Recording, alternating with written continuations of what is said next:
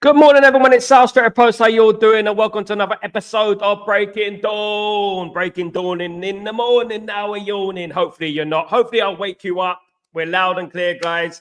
It is Tuesday, the 26th of November. I am Sal Warner. This is Breaking Dawn. Guys, before I start, please don't forget to smash a like on the video and subscribe to the channel if you are new.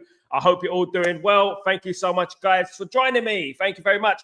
Let's get into the chat. Abdul, how you doing, my friend? Hope you're doing well. Good to see you, brother. Hope you're well. Good to see you. Good to see you, mate. Now, let's dive straight into it. Of course, Manchester United have been interested in a number of players over the last few months, especially since Ruben Amorim has taken charge of Manchester United. There's been a number of players been linked to the club, in particular, the positions that we're very weak in. If we're going to look at Ipswich Town game, we look at the left side position, and we had Dalot on the left-hand side. And if we're being totally honest with ourselves, Dalot was probably our most underwhelming player. He was very disappointing yesterday. And I've been saying that all season in regards to Diego Dalot, that he hasn't been playing as well as he could play. And that is mainly to do with playing out of position, of course. He is playing out of position. That is obviously a big thing, of course. He's not really a left back. He's not a left-sided player. He's a right-sided player, and that is evident with the goals that we concede. I think it's something like 70% of goals have come from his side in regards to that. So that's something that needs to change going forward. Man United need to bring in a proper specialised left back, and that's where we get into the realms of former players that used to play under Ruben Amorim. Now, the first player, of course, I've been speaking about on the channel for a few weeks now is obviously Giovanni Quenda. He's a 17-year-old left wing back, so to speak, who is worth around 80 million euros. Can Man United afford that? But Man United have inquired about the possibility of obtaining Quenda in the summer, not in January. Ruben Amorim does not want to disrupt Sporting Lisbon during the season, so he is inquiring on whether to sign Quenda in the summer of 2025, of course.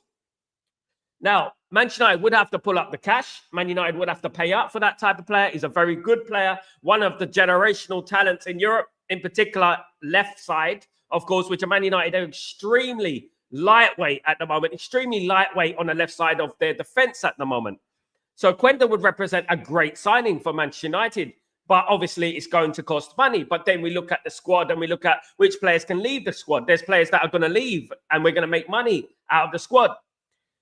Now, look, you know what? Quenda, obviously, is a 17-year-old. We have a conveyor belt of young players in our squad who are 17, 16, 17. So it's not to discount those players as well, because that's the reason we brought those players in, so they can eventually play in the first team of Manchester United, of course.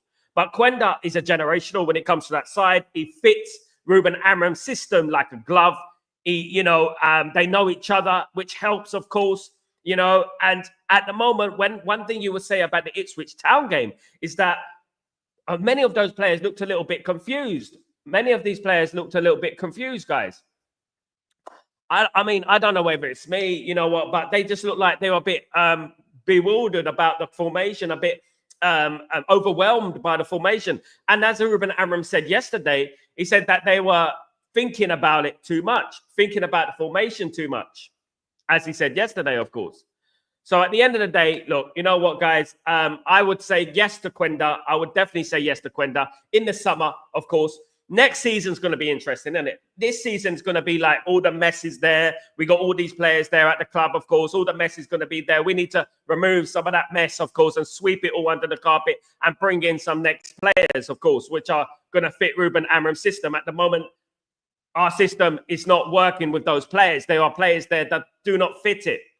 And going forward in regards to Bodo Glimt, we're going to have obviously a different type of team there, ain't we? So at the end of the day, I feel like Rashford needs to be dropped, Højlund in the front, play Ahmad up in the attacking position. That's what I would do.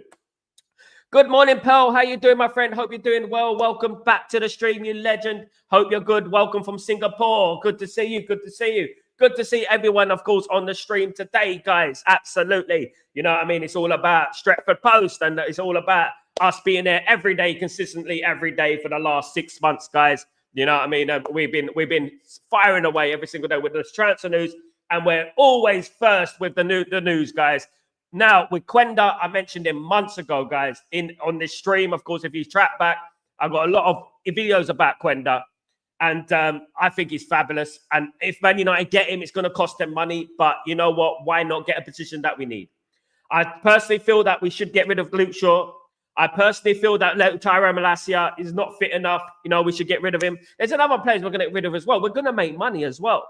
But as I was speaking yesterday, a lot of the players that we got that we cannot get rid of, we should basically sell them for like a discount price just to get their wage off the wage bill, of course.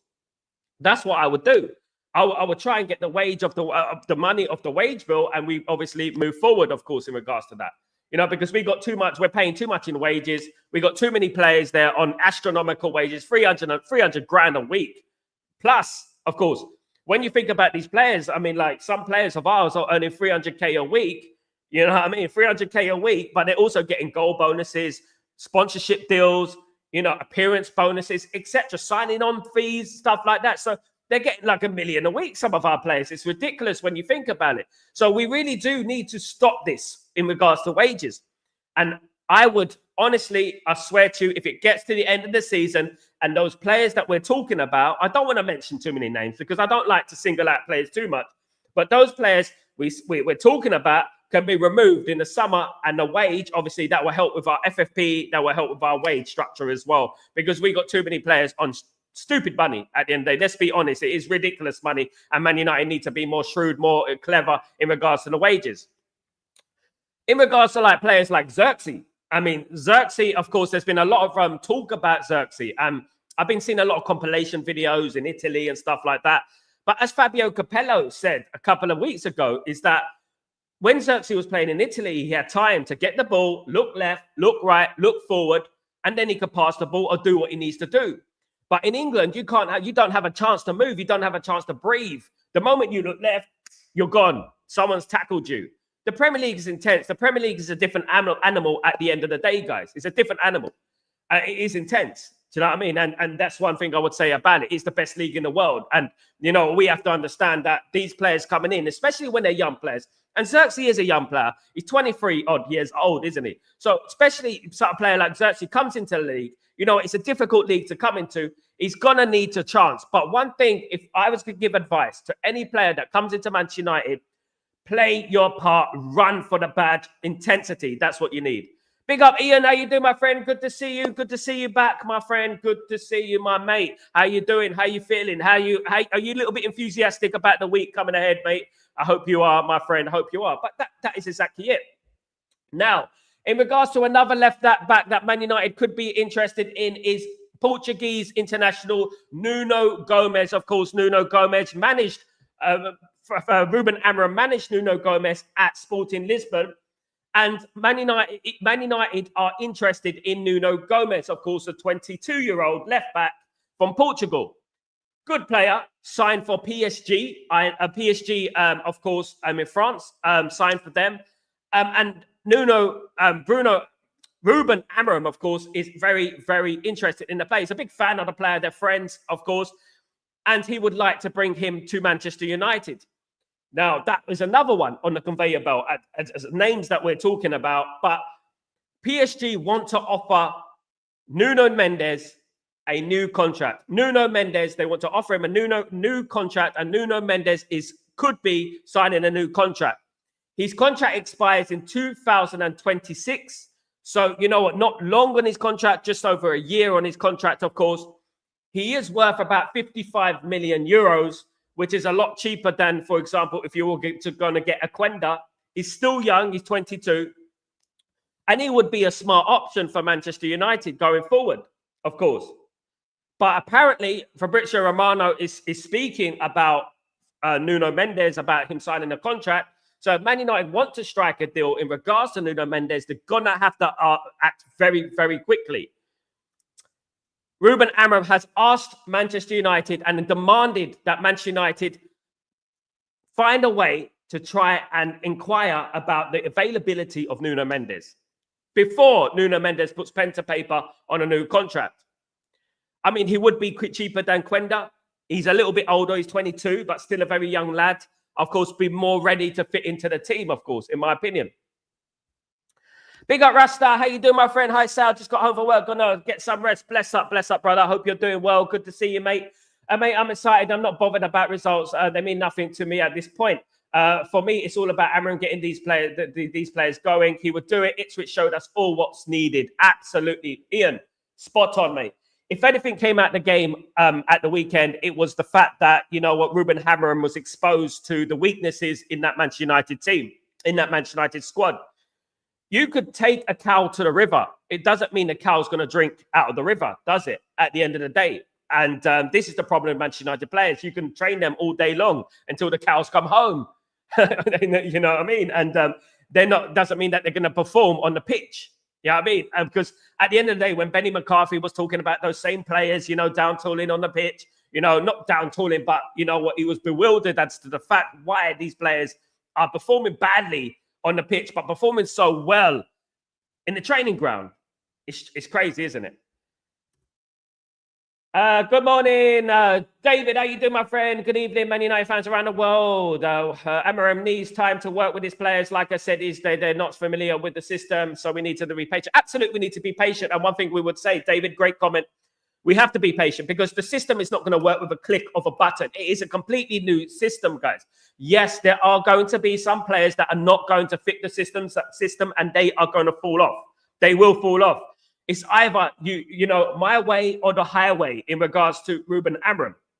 If you don't work under Ruben Amorim's system, you will be out the door. Make no bones about it. Ruben Amorim is a silent assassin. The silent assassin, of course, not the babyface assassin like Ole Gunnar Solskjaer. It's a silent assassin. He is the silent assassin at Manchester United. And I believe that if these players do not fit the system, the players like Quenda, the players like Nuno Mendes, they will be coming through the door, guys. Absolutely. So those players have to shape up or get out at the end of the day. I would say, however, that it is hard to implement the style of football. The style of football took Sporting Lisbon some time as well. It didn't work straight away. It didn't trigger straight away, did it? It took time. So when we say that we drew against Ipswich, part of me feels like, you know what? That might be a blessing in disguise, as I said a couple of days ago, that might be a blessing in disguise, because at the end of the day, if we won 5-0, people were getting giddy, people getting excited, etc., and it would have been a false dawn, so to speak.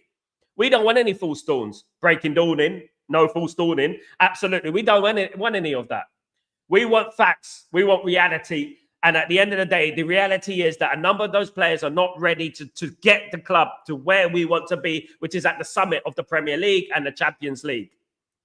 When we look at the past decade, we've extremely underachieved. We serial underachieved in regards to challenging for the league, the Champions League, etc. Yeah, we qualify for the Champions League, but we haven't really challenged like consistently. You know what I mean? We've been in the Champions League, but we haven't challenged in the Champions League. There's no point being in the Champions League if you're not going to challenge in the Champions League. I mean, you become Arsenal then, won't you? If you don't challenge in the Champions League, you're a little bit like Arsenal. Big up, Rasta. Don't forget to like stream, Pete. Thank you so much, Rasta. Big up yourself. Big up, mate. Yes, I like what he did after the game. That was a warning shot to the players. Absolutely. And one thing about Ruben Amorim yesterday, on Sunday, of course, guys, is that, you know what, he spoke the truth. He didn't make any metaphors. He didn't make any excuses. He spoke the truth. And all Manchester United fans want to hear is the truth. That's all they want to hear. They don't want to hear any metaphors. They don't want to hear any clever little, you know, quotes and stuff like that. They want the truth. I mean, you can't handle the truth. You know what I mean? Tom Cruise, Jack Nicholson, like a few good men. You remember that? If you know, you know. Yeah, so at the end of the day, you know what? I want to hear the truth, and it was refreshing to hear the truth on Sunday. I loved it from Ruben Amorim. I really did. His interviews, his press conference, pre-match, after-match was spot on, in my opinion. Weren't over the top, spoke the truth, no false dawns, nothing like that. He told it as it is. This player's doing that. Dalot keeps drifting into midfield. He can't do that on my system, etc., etc. Now, we've been talking about this for a long, long time, of course, guys, about Dalot, about certain players within our team that are doing the wrong thing. For example, Dalot running into the midfield, creating a huge space on the left-hand side, which is why we conceded so many goals on that left-hand side, of course, guys. Good morning, Tri-Free. How you doing? Well, Champions League revenue is essential. Man United do need the Champions League. Tri-Free is absolutely spot on. Man United can't spend too long getting the Champions League because you know what? We need that revenue. We do need the revenue. Man United being out of the Champions League once is bad enough. But when you start getting into the realms of years out of the Champions League, that's when it starts to get a little bit worrying. Hopefully, Manchester United will win the Europa League. Maybe we might challenge for the top 4. Who knows? We do need that Champions League spot, of course. I really hope we win the Europa League. We should put our eggs in the basket of the Europa League. We put our eggs in the basket of the Europa League. I think we can win the Europa League. Starting on, obviously, Friday for me. Game is kick-off midnight, of course. Starting on Thursday against Bodo Glimt, of course, guys.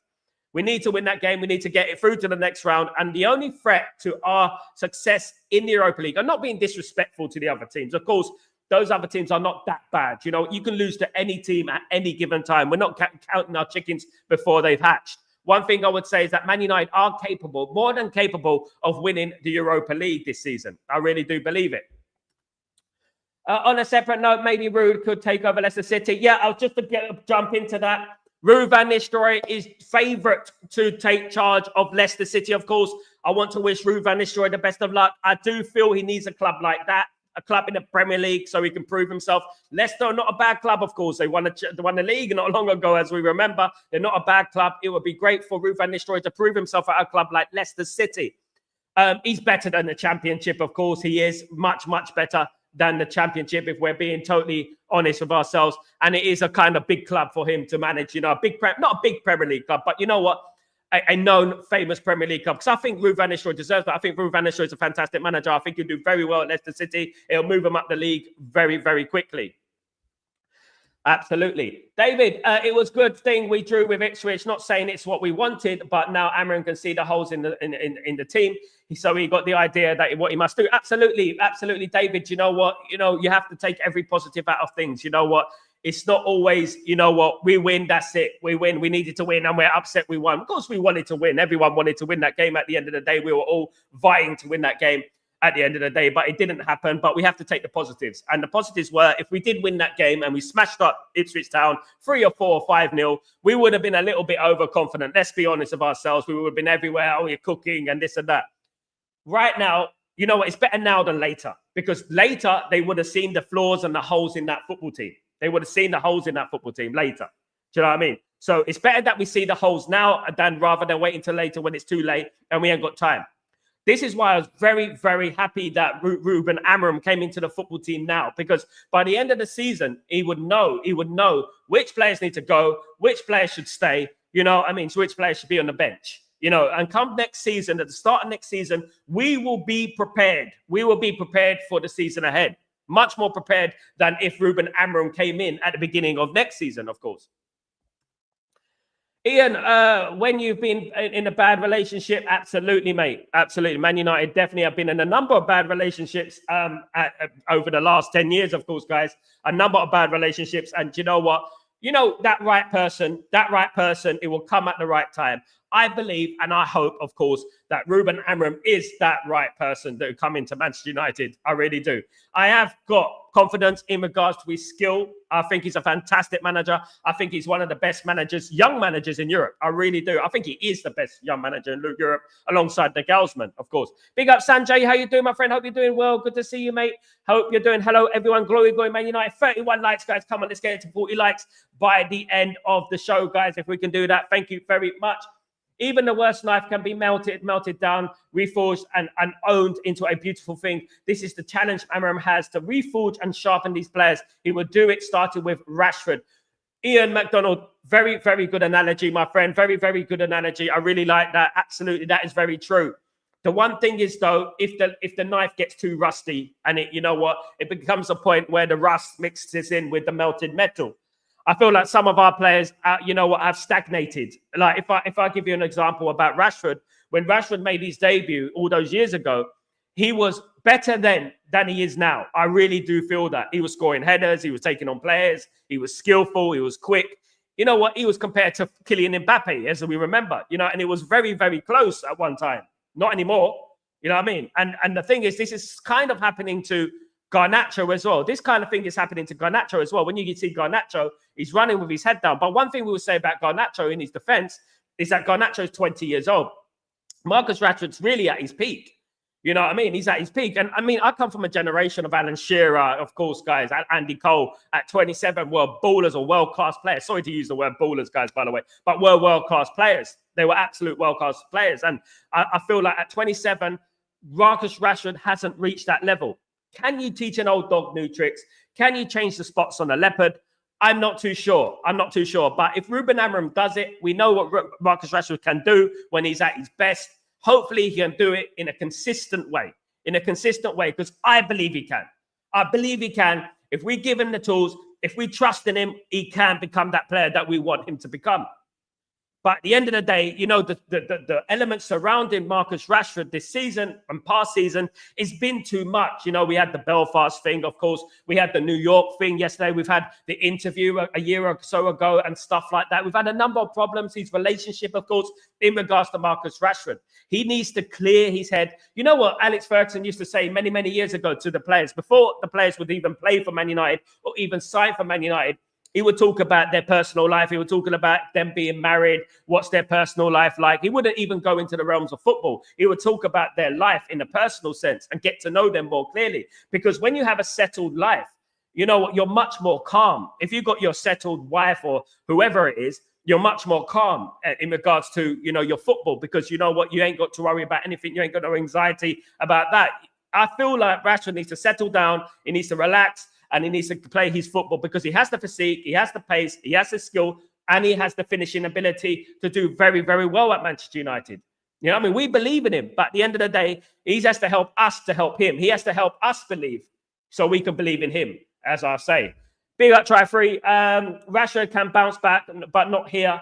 That is a good point as well. Try free, it is multi-layered. At the end of the day, some players can overstay their time at a certain club. Some players can be at a club too long.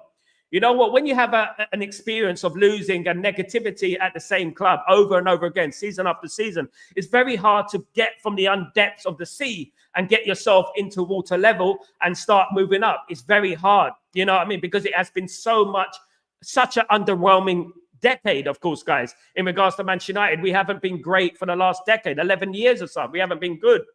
So at the end of the day, it's going to be hard to get him to where he needs to be. Is it impossible? No, it's not impossible. But sometimes I do feel that some players need to move on. It's just the way it is. You know what? Even if they're Manc born and bred, even if they are, they've had the odd good season, sometimes you just have to just say and hold your hands up and say, look, guys, it's not working out.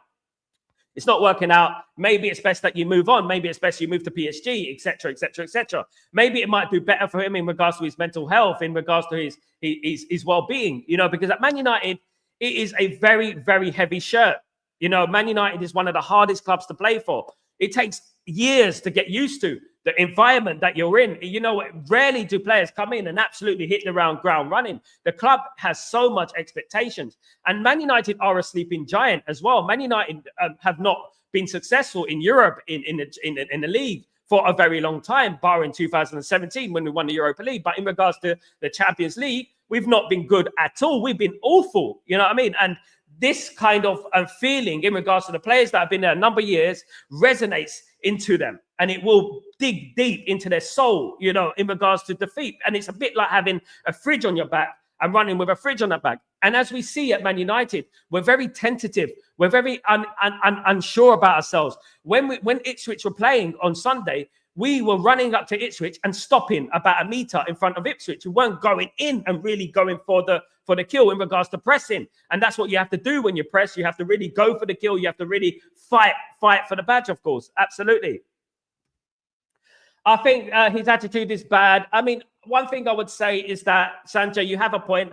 He does have an ego. That is a fact. We do know that he does have an ego. That's true.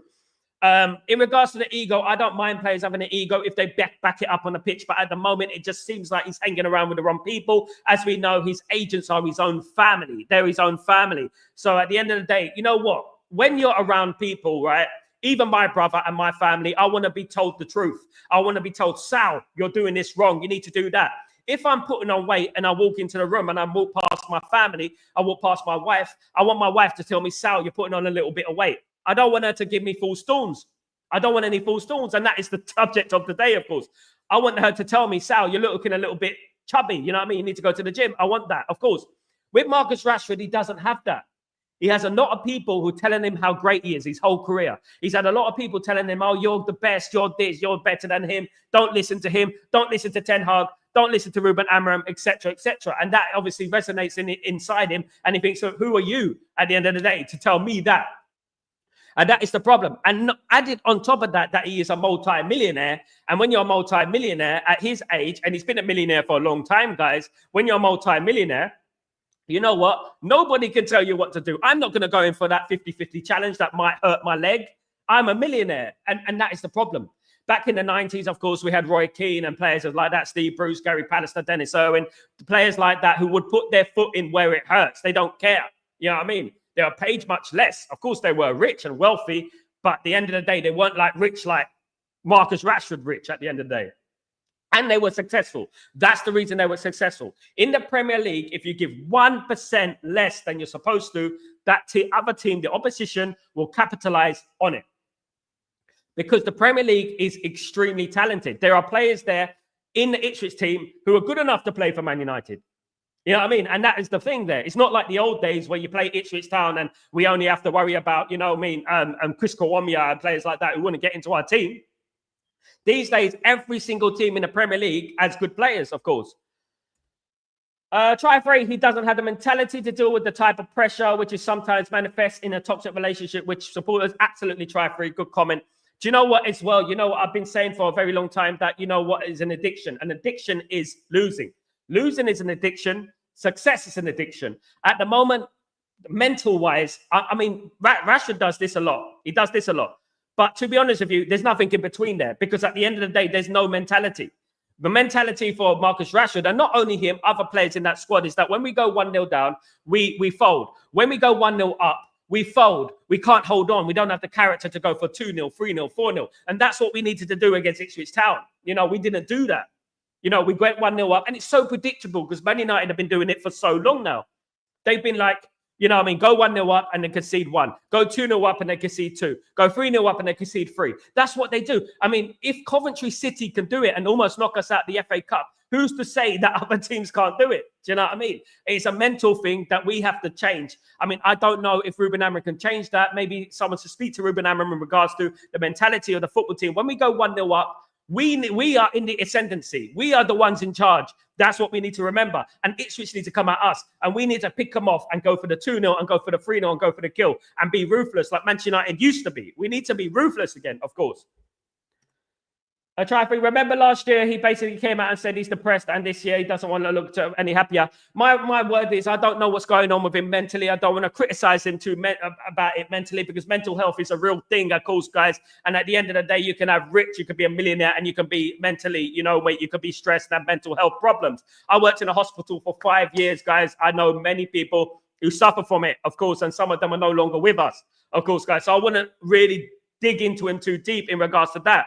But then he needs to speak to someone. He needs to speak to someone, and someone needs to tell him who he's playing for. At the end of the day, Manchester United are not a clinic. You know what I mean? We're not a clinic. We're not a mental health association at the end of the day. But what we can do as fans, as people at the stadium, as an enterprise like Manchester United, as a massive club, Manchester United, is encourage him. Is tell him that we're Manchester United. You're playing for the biggest club in the world. You're rich. You know what that guy's doing over there, working 7 to 7 in the supermarket nights and days. Do you know what I mean? He's doing that, packing shelves. You know what I mean? Flipping burgers. That guy's doing that for £6 an hour, for $6 an hour.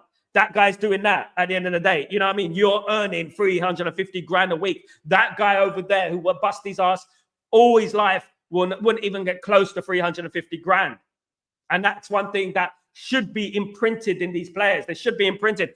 I myself, like, you know what? I think Ruben Amorim said it a couple of weeks ago. You know, when you come to Man United, there's a gentleman there who takes the new guy around the club, and he teaches them about the history of Man United, the managers, the Busby Babes, the Munich disaster. Of course, Ruben Amorim basically said that these players should be taken on that tour regularly. So basically, one player at a time should be taken on that tour and be taught about the history of Man United. Be taught about who we are, you know, who you're playing for, our legacy, our heritage, of course. Big up, man, you know, MUFC Realist TV. How you doing, Mick? Hope you're doing well. Have a great birthday yesterday, Mickey. Thank you so much, Realist TV. Big up yourself. You had a fantastic time, mate. I was on it all day, but, you know, I had a great evening, of course, guys. Thank you very much, Mick. You're absolute legend. Good to see you, mate. Good to see you. Big up, Mick, of course, in the house. Absolutely. Rashford wrapped up in cotton. Yeah, it's the... it is the what do you say? I want to say how do we say it without offending anyone? Because I don't. At the end of the day, what it is what it is a privilege. It's not privilege, is it? You know, entitled. He's entitled, of course. You know what? He's had a lot of people tell him he's great all his career, of course, and it's very hard for anyone to criticize a person who's been told that they're great all their career. I mean, I worked in a long time in the music industry. I know a lot of big artists who've never been told anything wrong for many, many, many years. You know what I mean? You're the best, you're the best, you're the best this, you're the best singer, you're the best rapper. You know what I mean? Stuff like that. And you know what? It gets to them. Even if you try, be humble, it gets to them. Because when someone does eventually criticize you, it's like, why are you criticizing me? I'm the best. He's calling me the best and stuff like that. You need people around you to tell you what's going on, of course, guys. That's what you need. You need people around you who've got your best interest at heart. Because at the end of the day, Marcus Rashford's career will go down the drain. Ruben Amorim is not going to take any down-tooling, any subpar performances. Believe you me, he's got other players lined up to replace him. He's got other players lined up to replace him, and he will get replaced if he doesn't perform very, very quickly. Of course, his cousin died in a car accident, never been the same since. I mean, look, you know what? Try free. Look, my granddad died. You know what I mean? I have one granddad. My granddad died like a week ago. Okay. And I'm here, and I was here on the same day doing a stream.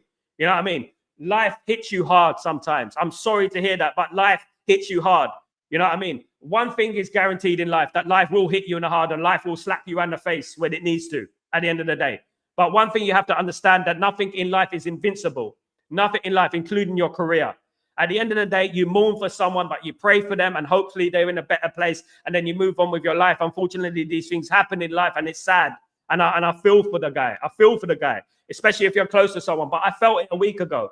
At the end of the day, and at the end of the day, we have to get on with it. And life goes on at the end of the day. The thing is, concentrate on the people that love you. Look at who you're playing for. Look at the club you're playing for. Look at that, you know, and take it in. Soak it in and say, do you know what? I'm going to do this for my cousin. I'm going to play for my cousin's legacy. I'm going to do that. Do you know what I mean? I'm going to carry on. I'm going to work, and I'm going to be successful for my granddad.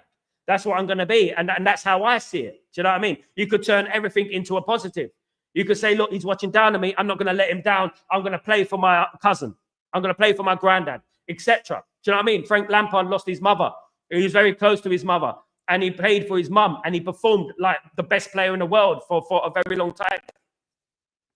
You know what I mean? It depends how you look at it. I mean, Civilians, the pattern is Soko first goal and invite pressure, conceded goal. It's not the manager's fault. It's the creative mentality where the leaders in this match. Absolutely, mate. And one thing we're missing, Mick, is that we don't have leaders on the pitch. You know, Roy Keane would have done it on the pitch. We know he would have grabbed them by the collar and said, come on, we're winning this game. We need to win this game. We need to finish this game, finish them off. Stop being complacent. We ain't got anyone like that. When have you ever seen any, in the last decade, players grabbing each other, telling, come on, you better do this and stop messing around? You know what I mean? When have you seen that? We haven't seen that for a very long time at Man United. It used to be the norm. It used to be the norm at Man United, of course, back them days, of course, guys.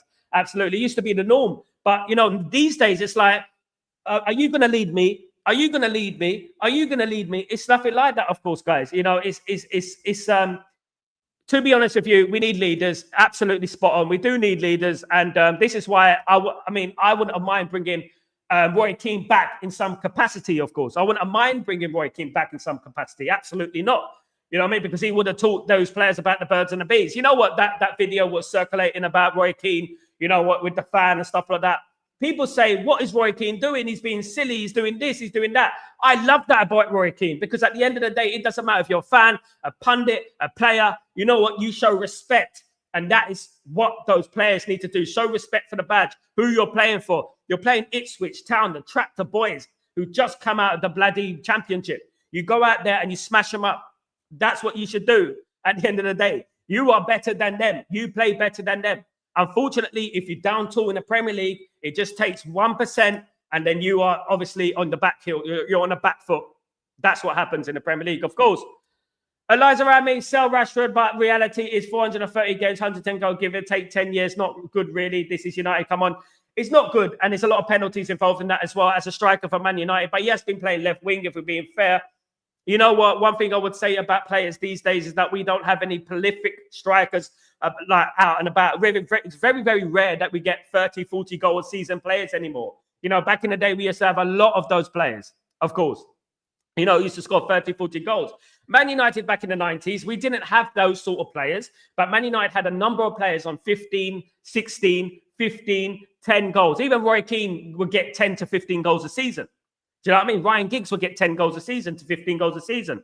You know what I mean? David Beckham would get 5 to 10 goals a season, 15 goals sometimes a season. Even the defenders would get 5 to 10 goals a season. You know, there was one season where Steve Bruce got 16 goals from defense in one season and still didn't get an England cap, by the way. Still didn't get an England cap. It's crazy when you think about it, isn't it?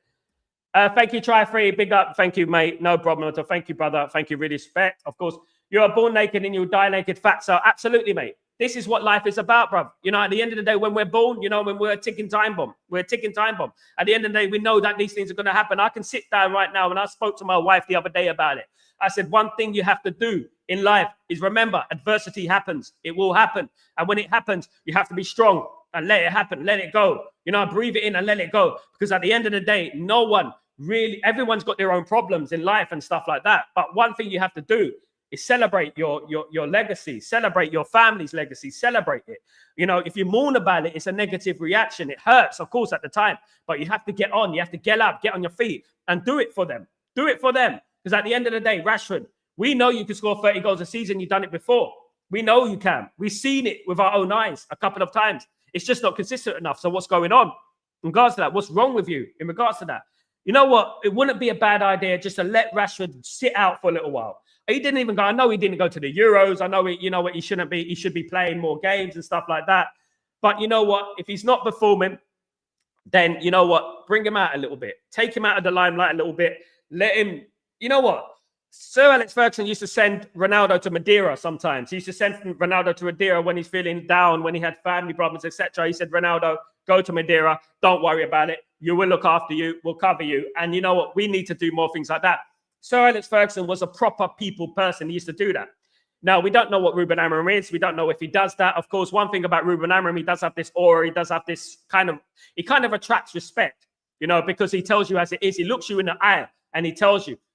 At the weekend, you know what? The one thing that stuck out in my head was when in the second half, when he came out, he sat on the bench, he shook his head like this. He shook his head like this. And he was like, yeah, you know, you felt it, didn't you? You felt like this is going to be hard. Yeah, I mean. But what I also liked is that when we did score the goal, he didn't celebrate. He'd go, okay, good. You know what I mean? That's a good thing. What next? It wasn't like going over the top, stroking his head, smacking the air. You know what I mean? It wasn't like that. It was realistic because realism. No false stones, of course. Thank you, Try Free. Thank you, my friend. Big up, big up. Big up. Noah, how you doing, my friend? Sal, Ruben Amorim was pissed off against some of the players like Garnacho, Rashford, and Eriksen because of their performance, but we have a long way to go. We have a long way to go, Noah. Absolutely. This is the underlining, silver lining. This is the silver lining. We do have a long way to go, guys, and that's one thing about it. If I was to give any advice to any of those players, in particular the young players, I would say to Garnacho, since you made your debut a couple of years ago now, you haven't really improved. You've done some things, you're scoring goals, but you've always done that. One thing I would say to Garnacho is that you need to improve your technique, your final balls, your decision-making. That is to do with practice. I don't think these players are practicing enough. I mean, I'm old school. I don't know about you, but I'm old school at the end of the day. I'm old school.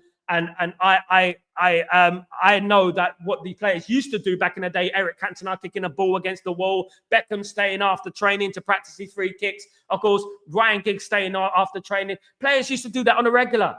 Now we get a lot of moaning that we're training too much because obviously Ten Hag used to give an extra training session to the players after they lost the game, which was a lot of time. So they probably had a lot of training sessions. But back in the day, they used to do it naturally. Stay after training. Go in for extra training. Go into the gym. Work. You know what? We're lacking at the moment. Why we're not improving? Players are not improving at the moment. It's one thing that concerns me. Garnacho is a fantastic talent. He's only 20 years old. We have to give him a chance. But if I was to give him any advice, work at your craft. Work. Keep working, and you will get there. You will get there. Believe me, you have all the basics there. You have everything there to be a fantastic player. You're an Argentinian international. It's not easy to become an Argentinian international at the end of the day. So my advice to Garnacho is keep working, ignore the noise outside, and ignore the idiots outside, and work on your craft and work on your mental strength and forget everyone, forget them all, and just concentrate on becoming a world-class player, which we all believe you will become eventually. Manu Tuta, Sal, Tuta, big up, Manu Tuta. I hope you're doing good to see you back, my friend. Good to see you. You want me to join in? Absolutely. Well, what's the time now? Yeah, let's get. Let me get my friend in. Actually, let me get my friend in. Of course, which is Mick Ruby. I'm going to get Mick Ruby in very, very soon, guys. Absolutely, the legend. Of course, the legend, which is Mick Ruby. Let's get Mick in. Absolutely. Yeah, let's get Mick Ruby in. He's going to come in any second, guys. So yeah, let's get him in. Let me just read this comment. Of course, Garnacho at number 10 on Mount. I mean, Garnacho is his new position, isn't it? Yeah, anyone's free to join the stream, guys. Absolutely, anyone's free to join the stream. The link is in the chat, guys. In the chat, the link is in the chat. Of course. Yeah, I mean, Garnacho at number 10 is not perfect, of course, guys. It's not the best, you know what I mean? But you know what? He's going to have to get used to it. It is the Ruben Amorim system at the end of the day, and he has to get used to the Ruben Amorim system, of course. He has to get used to it. I mean, at the end of the day, it's either my way or the highway in regards to Ruben Amorim. It is my way or the highway. And if you choose the highway, you're going to be on that highway. You'll be out of the club, of course, guys. You'll be at the club if you don't perform, and that is exactly what Ruben Amorim is saying at the weekend, is that if you don't want to play my system, if you don't listen to instructions, simple instructions, you know what, you're going to be out. And I'm all for that. I mean, we've had 10 years of these players underperforming. You know what I mean? We haven't had 1 year. We've had 10 years of it, some of us, of course. 10 years of these players underperforming. You know what I mean? And these players need to start picking it up. They need to start picking up their performances. Do you know what I mean? Absolutely. But you know what? One thing I would say is that, you know what? We have a new manager. It was only one game. And you know what? Bodo Glimt is a new game, of course, coming up on Thursday, guys. Absolutely. So I'm looking forward to Bodo Glimt. I really am. I'm really looking forward to that. And we move forward, of course. Let me get my boy in, Mick Ruby, United Realist TV. What's going on, brother? How you doing, man? How you doing, mate? Good morning, crack of dawn, or is it a false dawn? Can we say a false dawn? I mean, false dawn. Yeah, no false dawns at Man United anymore, bro. No false dawns. No, I'm actually wanted to just to say I've been listening to what you're saying, and actually, in retrospect, like 2 days after, I've been thinking, well, actually, the 1-1 result, it's not a bad result, because I'd rather take that as a false dawn that the play's been exposed, than rather to go on a false winning streak, new manager bounce. Yeah, better now to be exposed to actually, absolutely saw Ruben Amorim's head. He was worried, he was shaking his head, and obviously he's been there for 1 week. Had 2 training sessions, had to play with what he got, and obviously now he can walk away and watch it in retrospect and video assistance. And there was a crazy stats that we didn't run at all, right? It was really bad. So was it laziness or was it positional awareness? And of course he was backing his players as per usual of what he said he would deliver.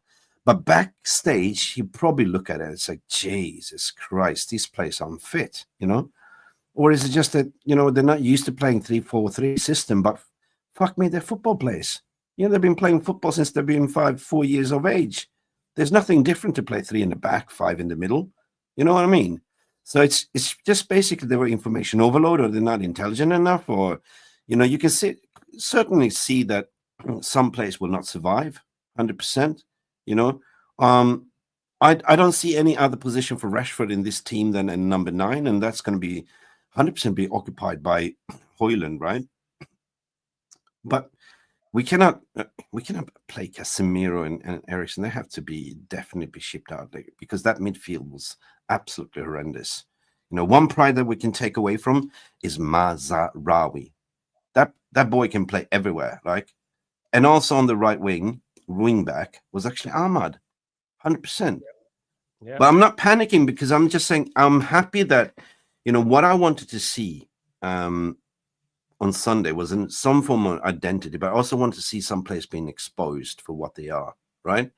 I said that it's a jigsaw puzzle. It's going to be tricky to put together, but I just want to see how you're going to perform on the new manager, 100%.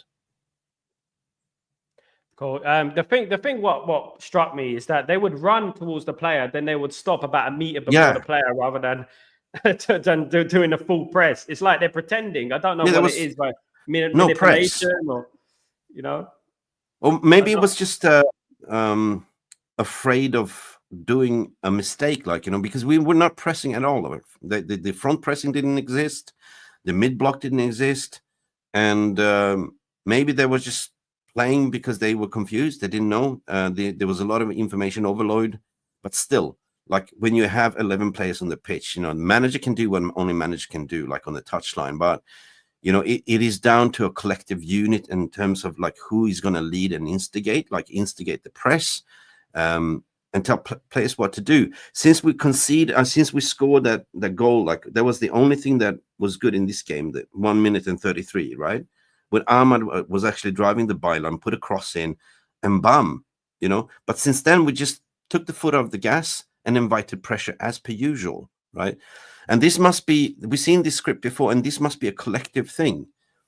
But what I want to see now, from now on, of course, if you look at the run of fixtures that we have Bordeaux, Glimt, and up to Arsenal, right? Then we have 2 home games, and then we have Arsenal. We have Everton at home as well. So there should be plenty of time to embed the players that should be in the system to understand how this will work. But he said also, like, there's going to be suffering. So what I say about false dawn, what I mean is like, yeah, it's a short-term gain for a long-term pain. 100%. Absolutely, it is, and obviously we still have to get the results, etc. But part of me feels like we should put our eggs in a Europa League basket. Try and win that. Because the league is going to be difficult in the league. We know it's going to be difficult. Those players have proven that they can't do it in the league. They can do it in the cups, but they can't do it in the league. They've been doing this for 10 years now. Some of them a decade. Underperforming in the league. We haven't challenged for the league title in 11 years. A proper challenge for the league title. So I think we should put all the eggs in the basket of the Europa League, qualify for the Champions League via the Europa League route. What do you think about the Europa League? Winning that and just even we come 5th or 6th in the league. Well, if we win the Europa League, it's not that bad, is it? Do you think? No, man. We could still do well in the league. But one thing that people need to take into consideration that this is unpredictable. Like, we got a manager in 12 rounds in the Premier League that hasn't had a pre-season with his players. It's not his players. He's got to get the best out of them. This is Man United. We should go for every single competition, in my opinion, right? In my opinion, we should. But, however, Europa League, winning that is the closest thing that you can get into a Champions League, 100%. It is.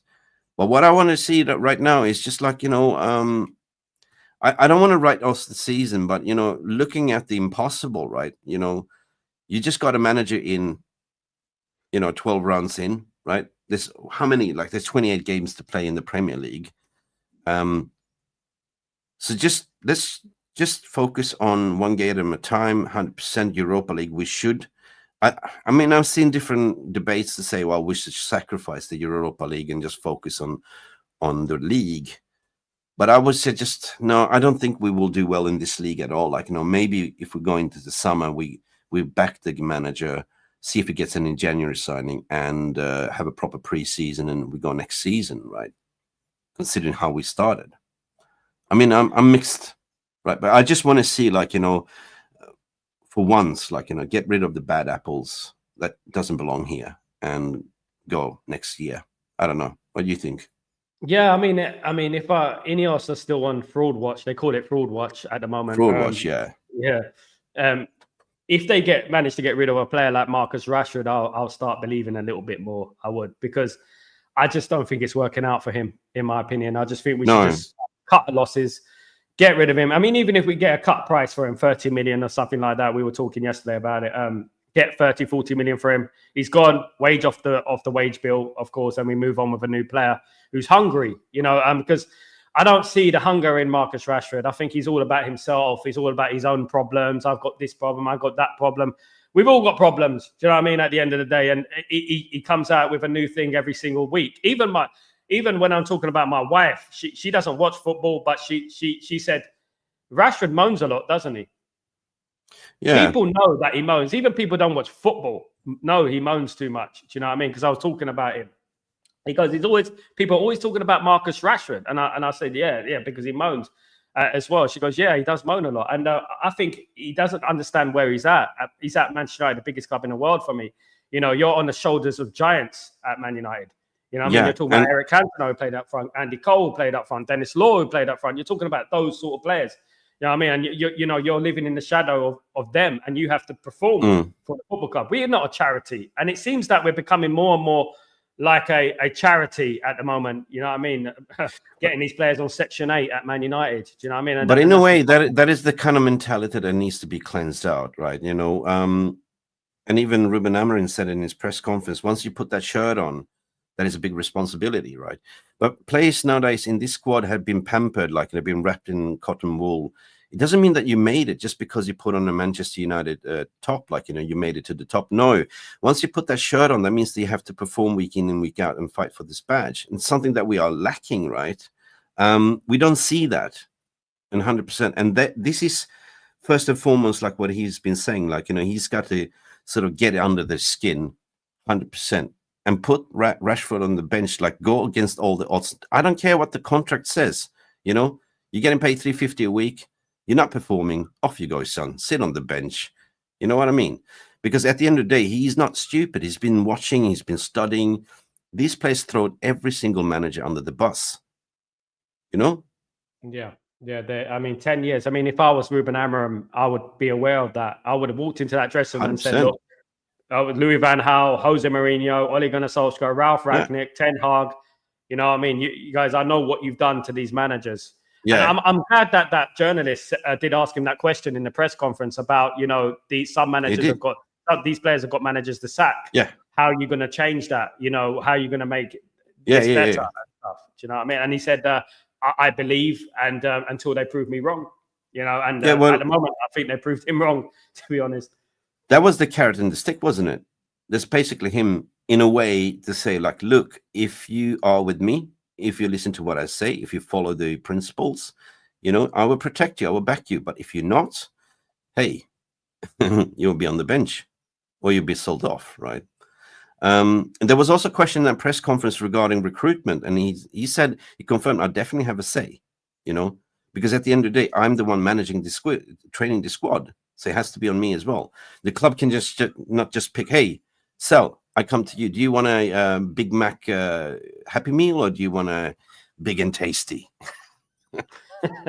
Of course, you're going to go with the fat, big and tasty. Otherwise, like, I come to you. Here's a Happy Meal. You get a toy as well, yeah? Are you happy? No. I mean, it depends what the toy is, but you know what I mean? They used to have some good toys in that. Oh, yeah. True. Back in the day. No, but I'm just you know, I didn't expect much. Like, I think that the press was kind of building this up, and I think some of the fan base out on the social media also had a meltdown at the end of the day. Sky Sports, what a plonkers, right? In the middle of his post-match conference, the interview, Ed Sheeran. Come on, man. Disrespect. The disrespect. I mean, I think Ruben Amorim walked off after that and had a word with his officials and etc. in regards to that, because it is disrespectful. You don't just and he apologized, Ed Sheeran, just yesterday. I don't believe it. He knew what he was doing. He said, "Oh, I didn't know he was in an interview." Come on, he bullshit. knew what he was doing. I gotta ask you, got the microphone in their face. I mean, what? He's not stupid, you know. This is the problem. The disrespect that they're showing to Ruben Amorim. What Ruben Amorim should do is say, "This happens again, I'm not getting any interviews." That's it. Sir Alex Ferguson. What would Sir Alex Ferguson do if that happened? You know what I mean? He kind of said that. He kind of said it afterwards, and he said, "I've spoken more to the media than I've done at Sporting in 1 week, in 4 years here," which is kind of a message what I kind of want to back, to say, listen, INEOS need to back this setting. They need to protect the manager and the club against these vultures, to be honest. We've seen so many times that they were bigging up and they were tearing down after 1 year. It's already starting, right? So what's your thoughts regarding his comments afterwards, that he's urging the communications of director not to do these interviews anymore? Just come out and speak. Do you reckon the Man United should appoint a spokesperson to speak on the behalf of the club to the fans, instead of just having, he's just a head coach. He just wants to focus on training his team. That's what he said. Yeah, because he's got a lot of work to do already. He's trying to implement a completely new style of football. 100%. He's had only two training sessions, 100%. and he has to think about Ipswich, and then he has to think about all these interviews in between. I mean, he's done how many interviews? 3 interviews, 3 interviews. The ones that we know. I mean, he could have done interviews in German TV, Portuguese TV, etc. Those are the ones that we know. And I think we should. I think we should, for the time being, just get someone in there to maybe be his assistant. Who knows? Some people get their assistant to do. Just the manager's pre-conference against the game. I really loved it because that 17, 18 minutes I covered live was like, wow, that was refreshing to watch, right? There was so much information to unpack. That should be it. And post-match interviews. That's it, right? Absolutely. That's because at the moment, I think it's a distraction. I mean, and that little bit of disrespect on Sunday, you know, well, we don't want any more of that, because I know that what this Sky Sports are like. I know what they're like. I know they want to indirectly undermine the new manager, Ruben Amorim. I think they don't like Man United.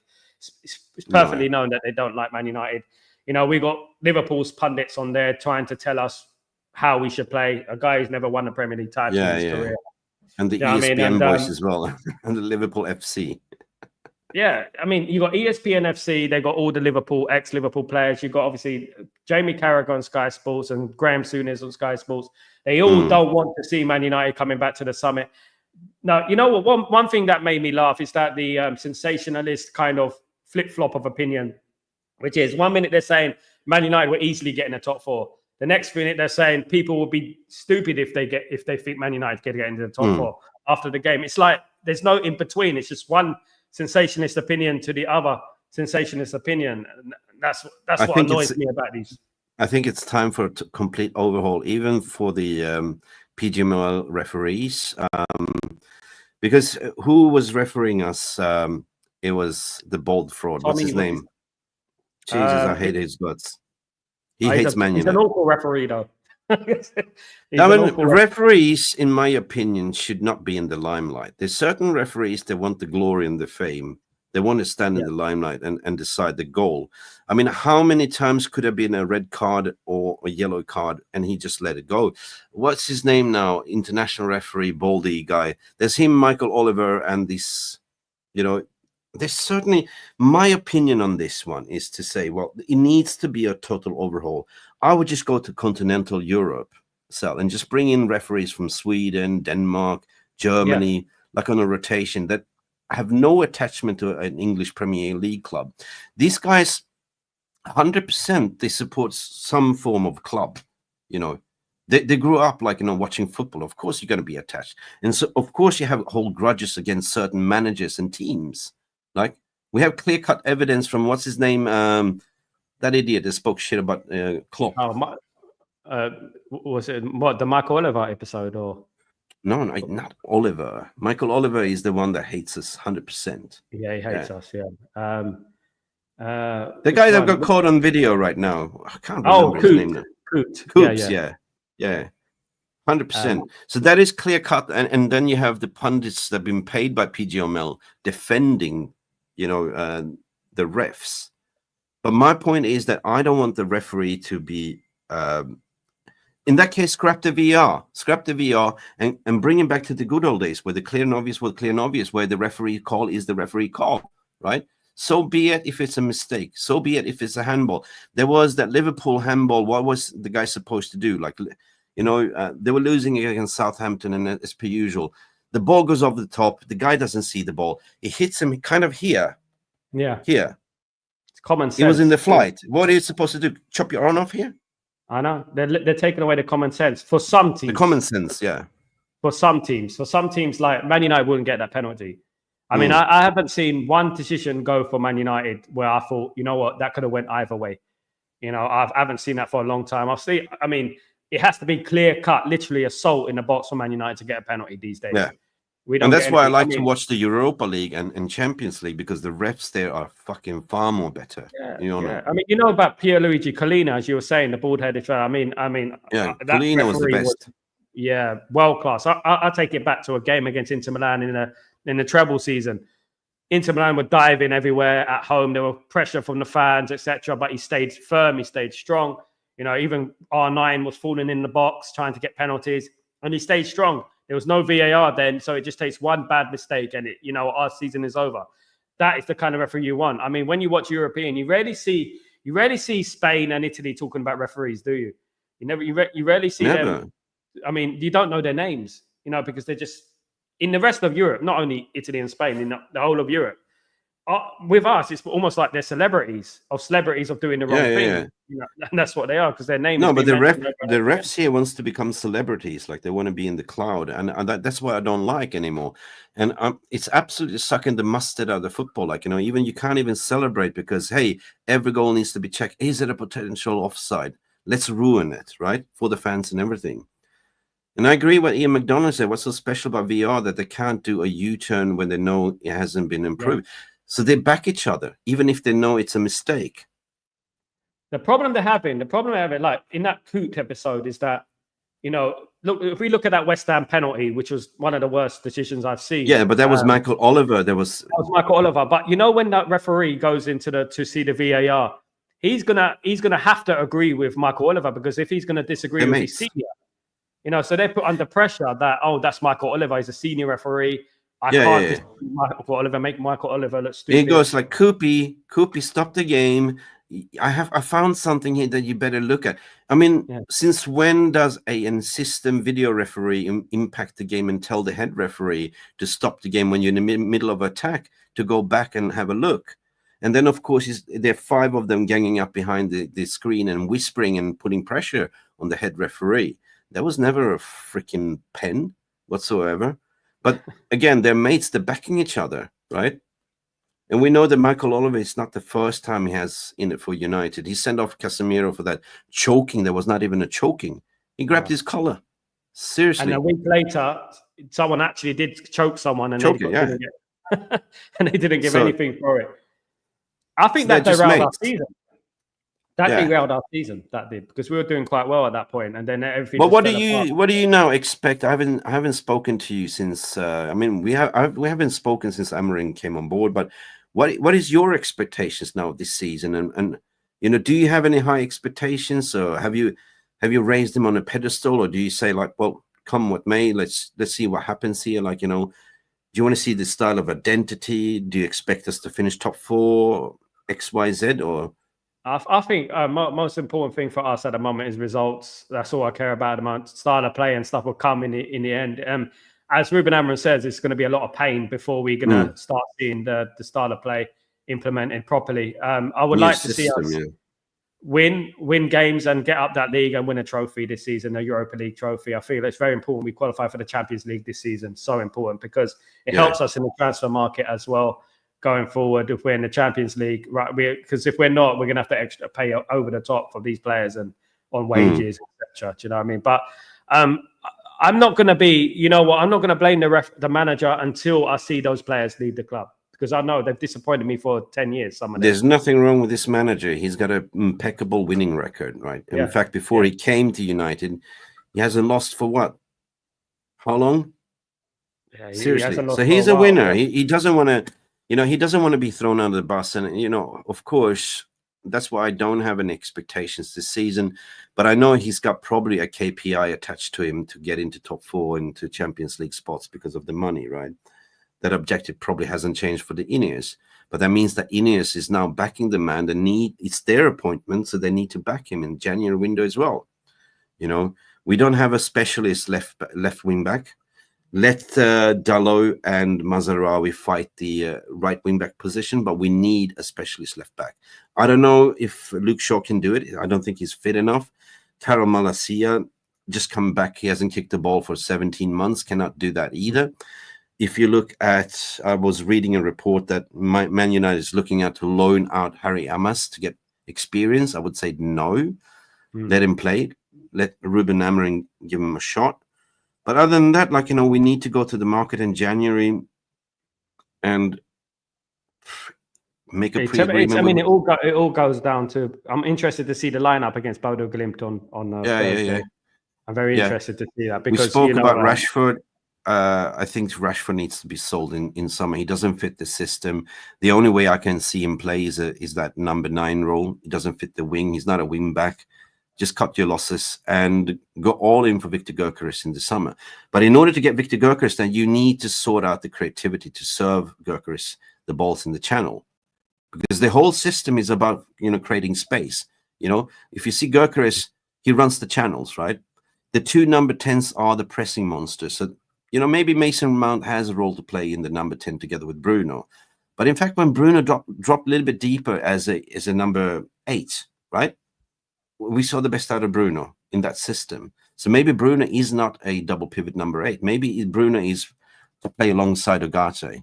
But if you look at it, we have so many players that could fit within the system. Manuel Ugarte needs to start there 100% as a number 6. And then you have Kobe Mainoo. You have so many players that can embed, because we need that engine in the midfield. That's so important. But the wing backs also need to get it, right? So it's all about finding space 100% and utilize the wing backs to the full potential, right? What we saw with Diego Dalot in this game, that his spatial awareness is not there, 100% no. Again, and even Amorim was commenting that in the post-match conference, he's so used to cutting into the midfield, but leaving, the defensive frailty. They're when they scored the first goal, where was him? Where was he? He was nowhere to be seen. Nowhere to be seen. So I don't think that Diego Dalot is. It's the story of our season with Dalot. I don't think he's good enough either. I don't think he's good enough either. No, I don't think so. I think that the wing backs is something that we need to go on the market, because that's a specialist position. It is a specialist position. You need special type of characters that can do that. We're talking about Frimpong, for etc., that can do that, running up and down, right? What do you think of Alphonso Davies? I mean, free transfer in 2025. No brainer. No brainer, isn't it? No, a no-brainer. He's a specialist. He's a specialist in that position, in the Ruben Amorim position. Him and even Milos Kerkis is also free. Bournemouth. Yeah, in the summer, and that would be cheaper option, obviously on the way. You can make a prenup agreement. Let's say in January, say, okay, we sign you up now. But there were some reports to say we're willing to pay more. No, not to pay more. You are willing to speak to Alphonso Davies. This is our vision. This is our project. This is where we want to be. So you got to come for the right project, not just because you want more money, right? So what's your thoughts? I think that's a no-brainer, or even Alvaro Fernandez. Or just give Harry Amas a chance, Yeah, or Harry Amas. And give him some minutes here and there, let him play against Bodo Glimt, and let's see what happens, because I've been crying out for this for months and months. Play Amas, Ten Hag. He wasn't playing him, and he was shoehorning players into certain positions and stuff. I know that they're young. I know, but how else they're going to learn if they don't play the games? You know what I mean? So just play the youngsters in the midfield. We can't be that slow. I mean, that's one criticism. If I was going to give a criticism to Amorim, it was the fact that he played the two slowest players in our squad in the midfield, and we know that's a problem. Fair play, but he played those players that were available for training that week. Yeah. So that was it. That was the only thing. It's a double-edged sword, wasn't it? At the end of the day, because obviously, and that's why we didn't want Rashford to go to New York, because obviously it's just 0.5% of a touch. If you're not up for it, you're going to not perform. Simple as that. Yeah, no, 100%. So on third, do you think that you're going to see some whole changes? Do you think that he's going to include Harry Amas? I don't think so.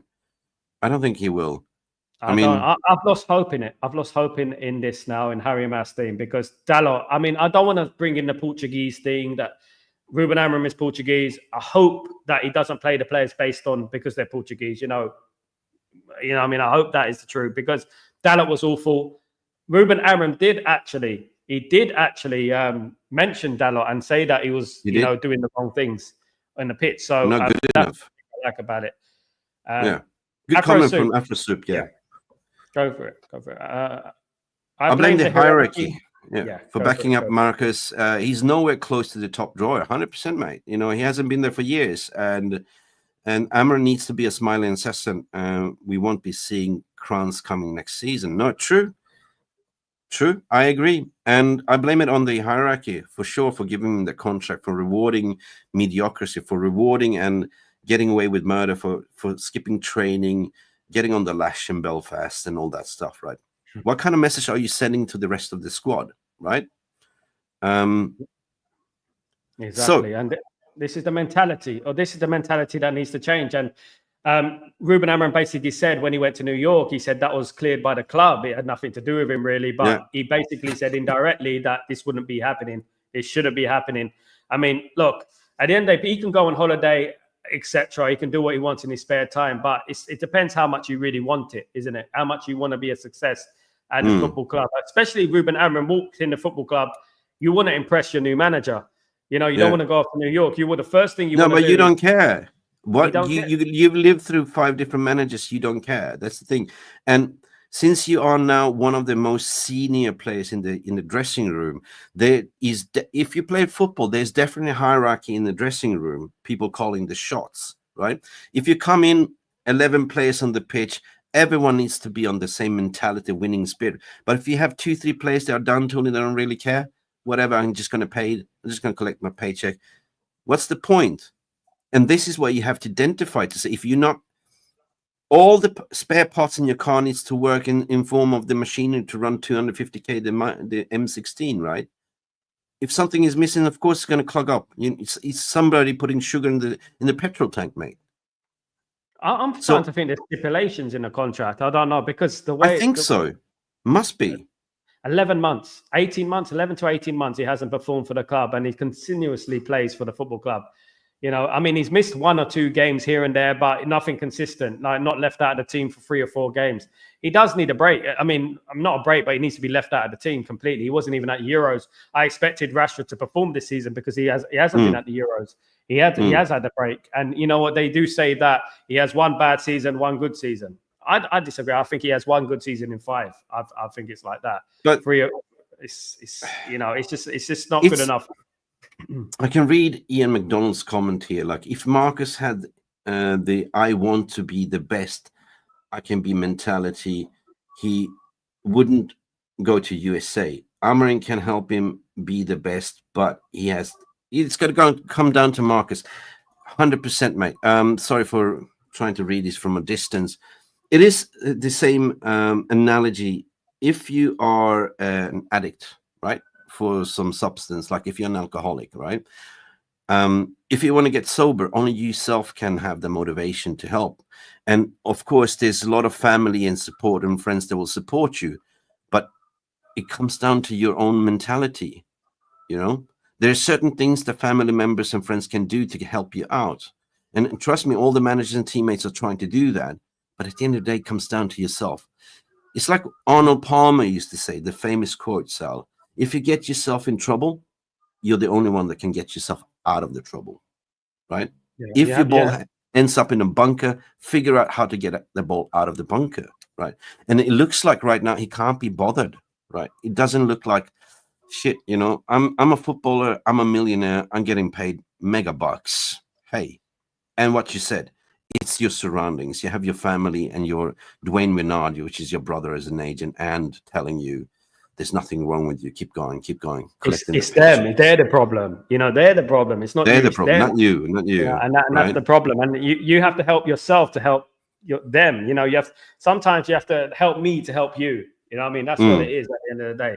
So he did one thing good, and when he came back from the mental break, when he came back and started doing this, he went away for just to isolate himself and just focus on his mental ability and training. He came back the best version we ever seen, but then again, he fell back into the same trap again.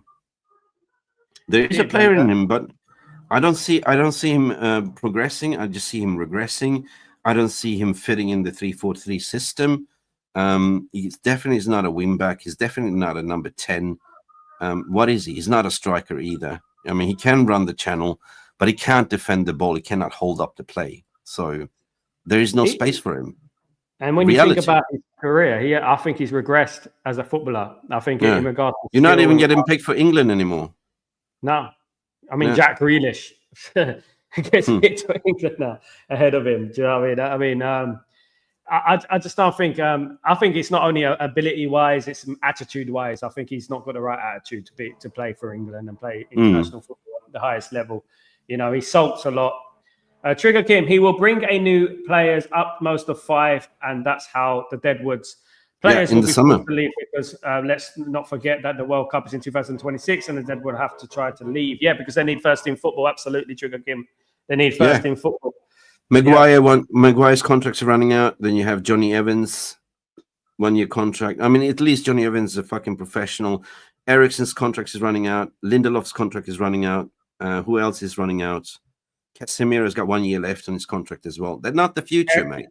Ericsson, Lindelof, Maguire, Luke Shaw. I think Luke Shaw's is running out well. 2 years as well. Casemiro. There's a number of players there that could be leaving the club. I mean, not forgetting that Ahmad needs a new contract because his contract would be expiring in 2025, I believe, as well. We got to offer him a new contract. But what I would do in the summer, what I would do in this summer, I would just go like, okay, get 5 players in, and get that cherry on the top, what we're missing. And that is Victor Gyökeres, 100%. Yeah. If you get him, I mean, I know there's a lot of clubs sniffing around, but listen, let's be real. Like, you know, who gave Gyökeres, who developed Gyökeres? His father, Ruben Amorim. Yeah. And so if Man United go in for him for a bit, he will go there. Brighton got rid of him. Brighton put him on a transfer. He went to Coventry in a championship, you know, and then Ruben Amorim made him into the player. I think he will help Højlund as well if he comes to Man United. I think you need 2 strikers there to complement each other. Højlund, he will raise his game somewhat. Sal, in defense, that summer when we recruited Højlund, he was never supposed to be the number 1 striker. He was the number 2 striker. We were going in for 2 strikers. The prime target there was Harry Kane. He went to Bayern. We tried Harry Kane. And it only became Højlund who had to carry the whole team on his shoulder at 20 years of age, right? He still got a lot of developments. He still needs to understand. He's not consistent, but he's not getting service either. So in order to fix that, you need to fix that creativity. Let the wing backs put crosses into the box. The 2 number 10s needs to service the striker, which we are not doing. We haven't been doing it since God knows when, 2 years at least, right? So that needs to be fixed before you even get a Gyökeres. Yeah, because it doesn't matter who plays up front. If you're not getting the balls to the player up front, how's he going to score? I mean, unless you get the ball and take on 10 players and then score a goal in the top corner, it's not going to happen, you know. And then obviously when strikers don't score for a number of games, then the confidence comes into it. Then you start worrying, you get anxiety. Yeah. That's what's happening with Højlund now. He's getting anxious because he's not scoring goals. And that happens all the time. You know, it's like an evil domino effect. Do you know what I'm saying? So in regards to that. So what was my surprise was, like, you know, the opening against Ipswich, 1 minute and 33. What happened? Wingbacks running against the fullbacks, taking them on, putting a beautiful cross into the box, tapping. And that was the only thing that we saw, right? What happened? The rest of the game was just baffling. Like, you know, we should have lost the game easily. We should have lost the game easily. I mean, if it wasn't for Nana, he made some of the best things I've ever seen. You know what I mean? Again, he was like a hockey goalkeeper, like ice hockey goalkeeper, like like, you know. That's Schmeichel-esque. That's what Schmeichel used to do back in the day. And you have to give credit to Onana, isn't it? Since this season, he's come back leaps and bounds. He's improved leaps and bounds, of course. Fanatic 8, that's because of the forwards. Rashford is still is the fit striker, and that's why he plays. Remember, Man United gave Luke Shaw mega bucks, knowing his injury record. That was the old regime, though, wasn't it? That was the old regime back in them times they gave him. I don't think that will be the case this time. Absolutely not. I think it's over on those contract rewards and stuff. A contract should be based on success, basically. Yeah, that's what it should be. Not in a way, like, you know, you will gradually see the clear out. Like, you know, realistically speaking, INEOS just came in a couple of months ago, right? And they've been untangling the mess what the old regime has been doing. They've been sabotaging 100%. Now, it's going to take some time to get rid of all these players that don't belong in the system, because we bought players, a mismatch of players that don't fit, you know, 100%. They don't gel together, you know, and Amorim's now trying to put the jigsaw puzzle together. How can I sort of fit them in? They're not my players. You know what I mean? Because he's got to play football at the end of the day. Exactly. That's what it is. LT, big up Sam Ruby. I agree, Rashford is a big issue, but I really want to see if he doesn't fit in Amorim's plans due to not being good enough. Then will INEOS have the balls to let him go? This is the $1 million question, isn't it? That's it. You know, if they get rid of Rashford, then I'm going to start to believe. The first thing was McTominay. And it's no surprise McTominay's performing well in Napoli because obviously it's a slower league. Fabio Capello spoke about Xerxes the other day, saying that in the Italian league, you can get the ball, look up, look left, look right, and then pass the ball. In England, you get tackled straight away before you even do that. Yeah, and it's good for McTominay, but he's in a weaker league. But yeah, we got rid of McTominay, but I mean, the key is to get rid of Rashford. If they get rid of Rashford, I'll be like, fair play. You know what? They mean business because he's a poster boy, isn't it? He's the guy who's, you know, on the back of shirts, and he's their main man. For some reason, I don't know why. Mate, born and bred, I don't know what it is. But that needs to change because Amorim wants to operate as a full squad team, as of one family, no star boys. That's the thing, right? He doesn't want to be part of the media attention. Now, he's been very critical to the communications team, the social media. Let's face it. We all seen the social media clips on YouTube, the best man of the training, man of the match of the training and all that stuff, right?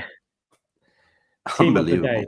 Yeah, that thing needs to stop. You know, that thing needs to stop. You know, the winning team photos, you know, we've seen those over and over again. Happy. You know, you don't see Real Madrid, Bayern Munich, you know, Liverpool even posting winning team photos, do you? It's only Man United to post winning team photos. And generally, when we post those photos, we lose at the weekend. Every time I see those winning team photos, we lose a game or we draw a game, or it's underwhelming. Yeah. You know, we don't really care what happens on the training field. And that just shows you a little glimpse of where their mentality is at. You know, it's somewhere else. You know what I mean? It's somewhere else. Absolutely. Shaw, Lindelof, Maguire, Evans, Eriksen, and Casemiro are obvious exits. Could Casemiro stay one more season? What do you think? I mean, there is talk about. Yeah, I mean, he did well until Amorim came in, but he's not a future. He's not the future, in my opinion. So he's not the future. So aging Casemiro, aging Eriksen, it's no longevity in that. You know, we know that he likes to bring in youth players. You know, you have Seko Kone. You have such a great players that has bundles of energy that can run up and down.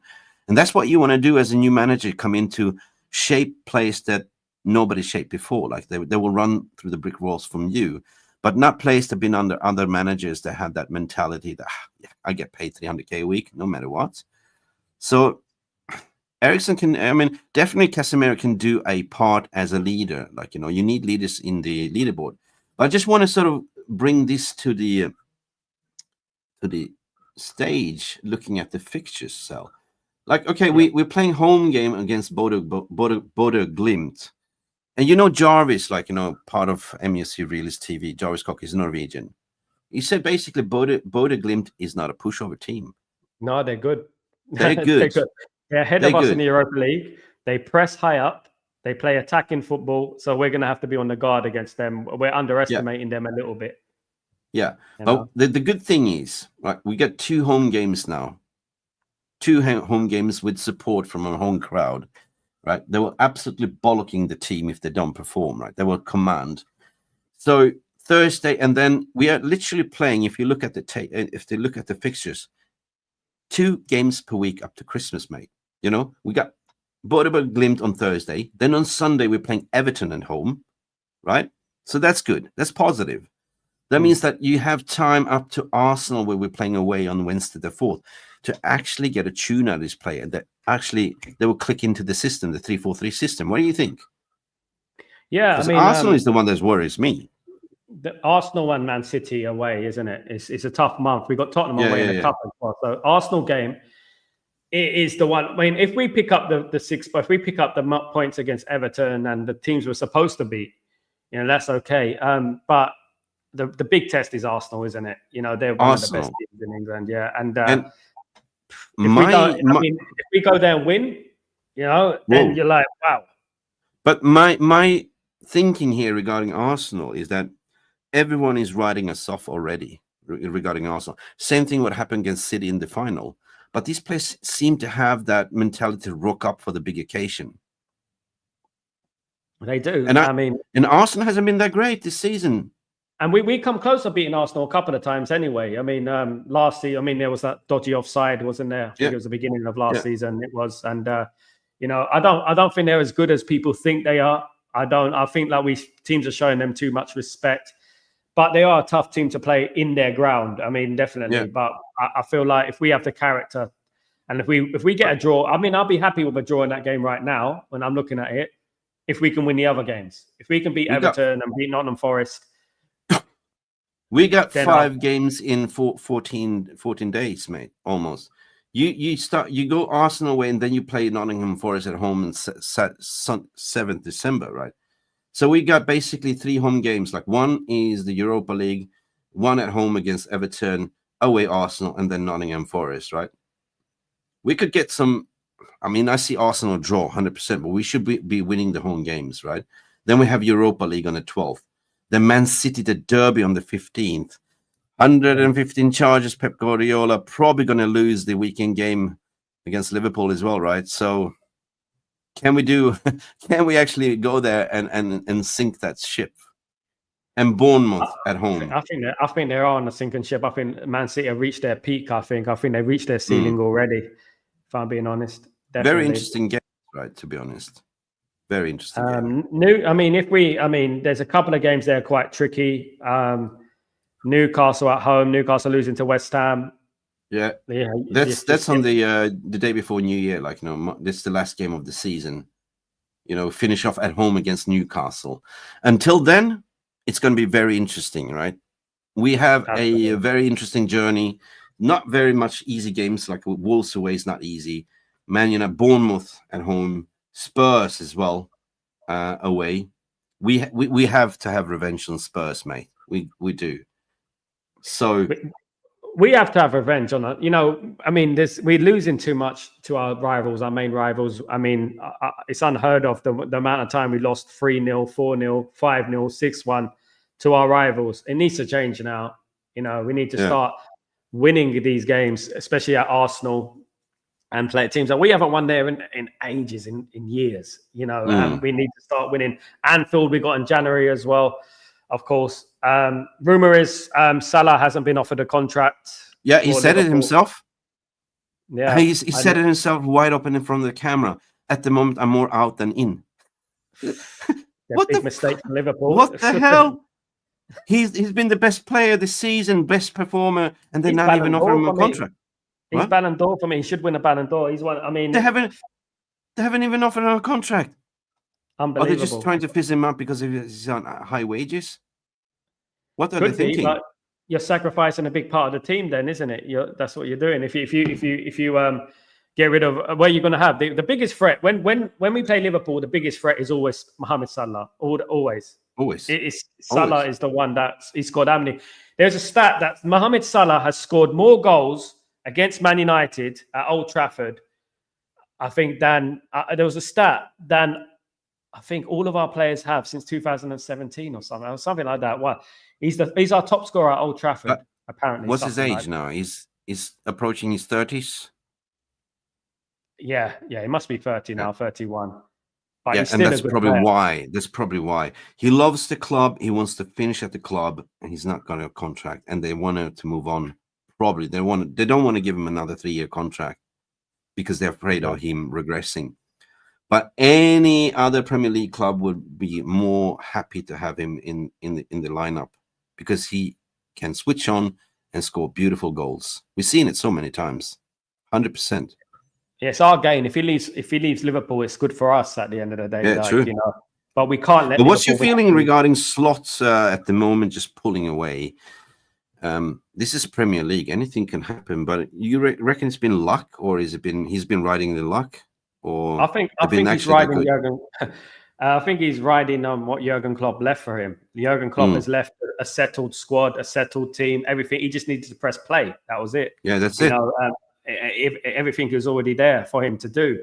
And I think Klopp is clever. I think Alex Ferguson left Man United in such a bad position, an aging squad. And then bringing in David Moyes messed up the whole backroom staff as well. And since then we've struggled. But Liverpool Klopp has done very well putting Liverpool into like a consistent structure. He did a good handover. Yeah, simple like the baton. There we go. Yeah, press play. You go on, carry on, and nothing has changed. In fact, they look better than they did under Jurgen Klopp. If we're being honest, a little more solid. Apart from that Forest game, they lost. I mean, they're looking quite good. I mean, I'm worried because obviously we got 20 titles, they got 19. I don't want them to win the title because that is the only thing we can throw at Liverpool fans at the moment. You know, it's that fact we got more titles than I them. still believe that City's going to get points deduction and be relegated. I mean, there's that battle against the Premier League, David against Goliath. I think there's something brewing there. But I don't care how many points City rack up. They don't really matter. But Liverpool, yeah, sure. I mean, if Liverpool wins the league, at least City's not winning a 4p. That's the thing. That's what I don't want to see. But going back to the fixtures, like, come on. I kind of agree what Ruben Amorim is saying. Like, just leave me alone. Let me just work with the team because that is my main focus right now. I don't want to do interviews. I don't want to be in the limelight. I just want to stay in the background, just develop this team. And we need to win every single game from now on to Christmas or New Year's, right? And there are winnable games there, but it's also tricky. You know, I think that we have December's difficult. December, yeah. Yeah, it's our biggest month of the season. I looked at it when the fixture lists were announced. I looked, my goodness, look at December. You know, Arsenal away, Man City away. Yeah. Then a few weeks later, we got Liverpool away in early January. I think it is. It's going to be very difficult. But this is when you separate the men from the boys. This is when you want to become a winner. You want to win titles. You got to play these games. You got to try and win these games. Let me just go over like, okay, we are playing Sunday Everton, then Wednesday Arsenal. Right? Arsenal. That's literally like Sunday, Wednesday, Saturday, Forest.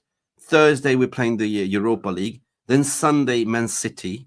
That's literally 2 games a week and 3 days apart, 3-4 days, right? Not much time to rest, not much time to train. So Ruben Amorim needs to figure out, like, you know, who can I rotate with? Who can fit in my system and squad? And I think that this weekend, this Sunday against Ipswich was a massive addition for most of them because he did utilize all his 5 subs. So he must have taken that in consideration and watching all the replays and everything and say, all right, this is how we're going to fix it. I mean, one thing I enjoyed about Ruben Amorim is he didn't get carried away, you know, and he just spoke the truth. And I like that about I it. love that. You can see in his face that I've got a big job on my hands here, you know. And Darko says that in regards to Klopp, it was a more difficult for Klopp to take, for Slot to take charge of Liverpool than for Amorim to take charge of Man United. Man United came 14th last season, very hard, and Man United have expectations to go up the league. Every manager who comes into Man United is going to have to move that team up from the league. I'd rather take charge of a Liverpool team who came, what is it, up top 4? If fairness, what Darko is saying, that let's unpack this because basically they've been having 8 years under structure, you know, and a system that's already put in place, like a 4-3-3 system, right? So for basically what I said, a handover where Klopp left, he left the club in good state, right? All they had to do is they went through different managers, said no, so they found slots that played the same style of play, like 4-3-3. All he had to do is just come in, play the same, do a little bit minor tweaks, and off you go, right? It's nothing more to it. But if you look at what United has been doing, right, we've been run poorly. We backed Ten Hag, which was obviously a mistake. We sacked Ten Hag, and now we're bringing a new manager with his coaching staff. Again, trying to implement a new style, a new identity, a new formation. Come on, it's going to take time, but that's a sacrifice. In any business, if you become the CEO of a company, if the company is already successful and the CEO leaves and then you come in as a new CEO, it's a lot better than going into a system where it's a sinking ship. If it's a sinking ship and you become the CEO of a business, your duty is to build it up, you know, rather than maintain. It's much easier to maintain than to build up. It's much harder, to maintain, to build up than to maintain. Because if you go in and say, right, you just need to do this, and that, as you were, perfect. And that's exactly what Man United should have done after Alex Ferguson left. Yeah. Leave things as they are. You are winners. We know what you're doing. You do what you always do. But I think it was Moyes who tried to change But just everything. to summarize, I agree what you're saying, but just to summarize, the point here is that there's nowhere to hide. You cannot longer blame the manager or the structure because the football operation people are running it. They're equally guilty because they pointed the manager. Now the focus is on the players, 100%, because they've been exposed, right? From now on to December or to the end of the season, You will see who will put in a shift for the manager, who will fit the system. If they are not the answer, then get rid of them and go in the summer like 5-6 recruitments in for and backing the manager. But I don't think that INEOS will not back the manager because they picked him, right? The cycle is now complete. They've done a full overhaul, right?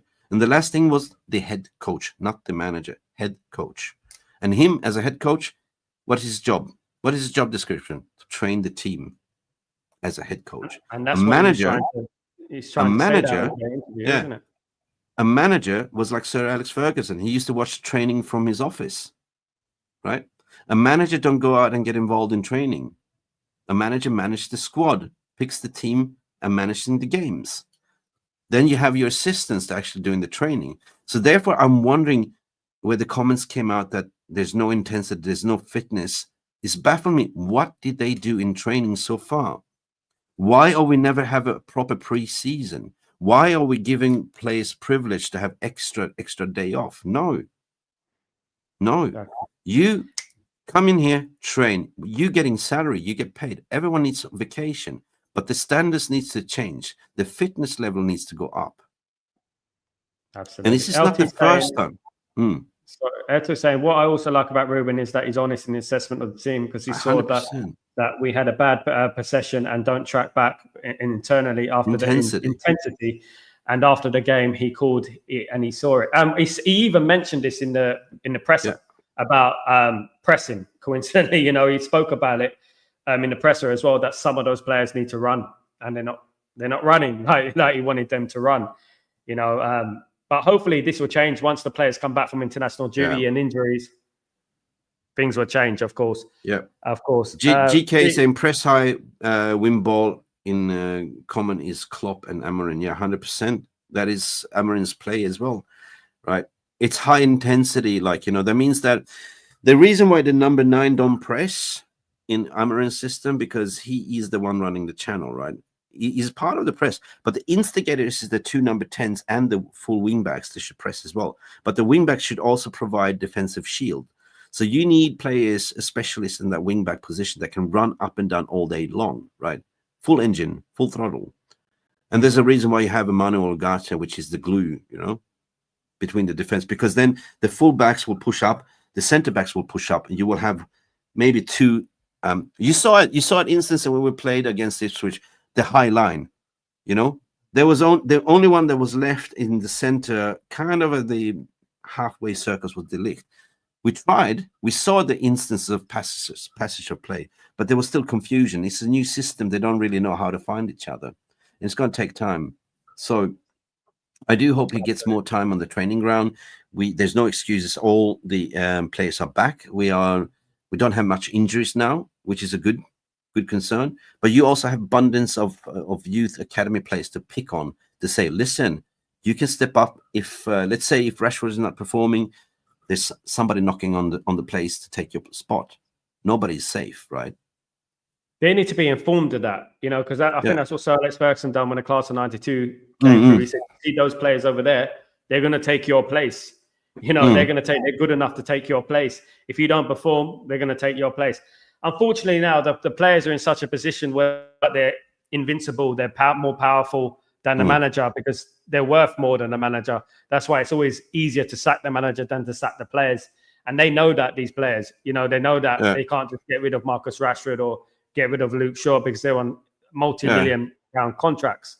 So they can't do logistically, that. Logistically, we have players. They're not bad players. If you look at the academy, the under-18s, the under-21s, the current squad, I'm quite relaxed. I know what I said in the beginning, that I'd rather have us to have this draw than actually a false dawn and win and manage a bounce, because this is exposing them, right, 100%. And I'm kind of realist to say that, well, okay, first game in, 100%, there's going to take some time. And that's what I'm here for. I want to see a new style of play, 3-4-3. We've never seen that before. And eventually, I want to see Man United get back to their winning ways again. We've been far too deprived of that. And so I'm willing to say, you ask me the question, we Man United, we should win every competition. But I think that with this new manager coming in now, with this totally new identity, new style of play, You know, it seems like, well, it's going to take some experimenting to do, right?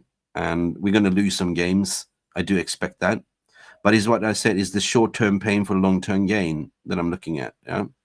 And the fans have to be strong as well. The fans have to Not be to have tunnel expecting, vision, right? Not to have tunnel vision. Yeah, they have to look at from a bird's eye point of view from every angle. They have to look at it and say, look, you know, this is going to take time, because we all know if we're being like, we do get a little bit giddy and excited and stuff like that. That's natural with Man United fans, you know. But the thing is, when we really think about it, we know that this is going to be not going to be a quick fix. This is going to take time, and we might lose some games, etc. It's just going to basically prove the narrative that it wasn't Erik ten Hag. You know, really, it's some of these players. It's going to be very difficult to fix these problems, because those problems were there against Ipswich, the same as Erik ten Hag. Score a goal, go weak again. Well, what I would do is I would pick up the most in the hierarchy dressing room. I would give certain players assignments, to say responsibilities. You know, sergeants. You know, identify who is the leader in the back. Okay, you take care of that section. Identify who's the leader in the midfield. You be the captain of the midfield and in the front line. And therefore, then you have a synergy when you're actually out on the pitch, when you're 11 players. For first half is not really down to the manager or the coach. He sets them up, he preps them, he gives them instructions, but it's how they perform. Like, you know, manager can only shout from the touchline, but then you have that synergy that you will have. The players will dictate how things are going, and they will lead each other, you know. So that's why I'm saying leaders is so important in each segment as a spokesperson.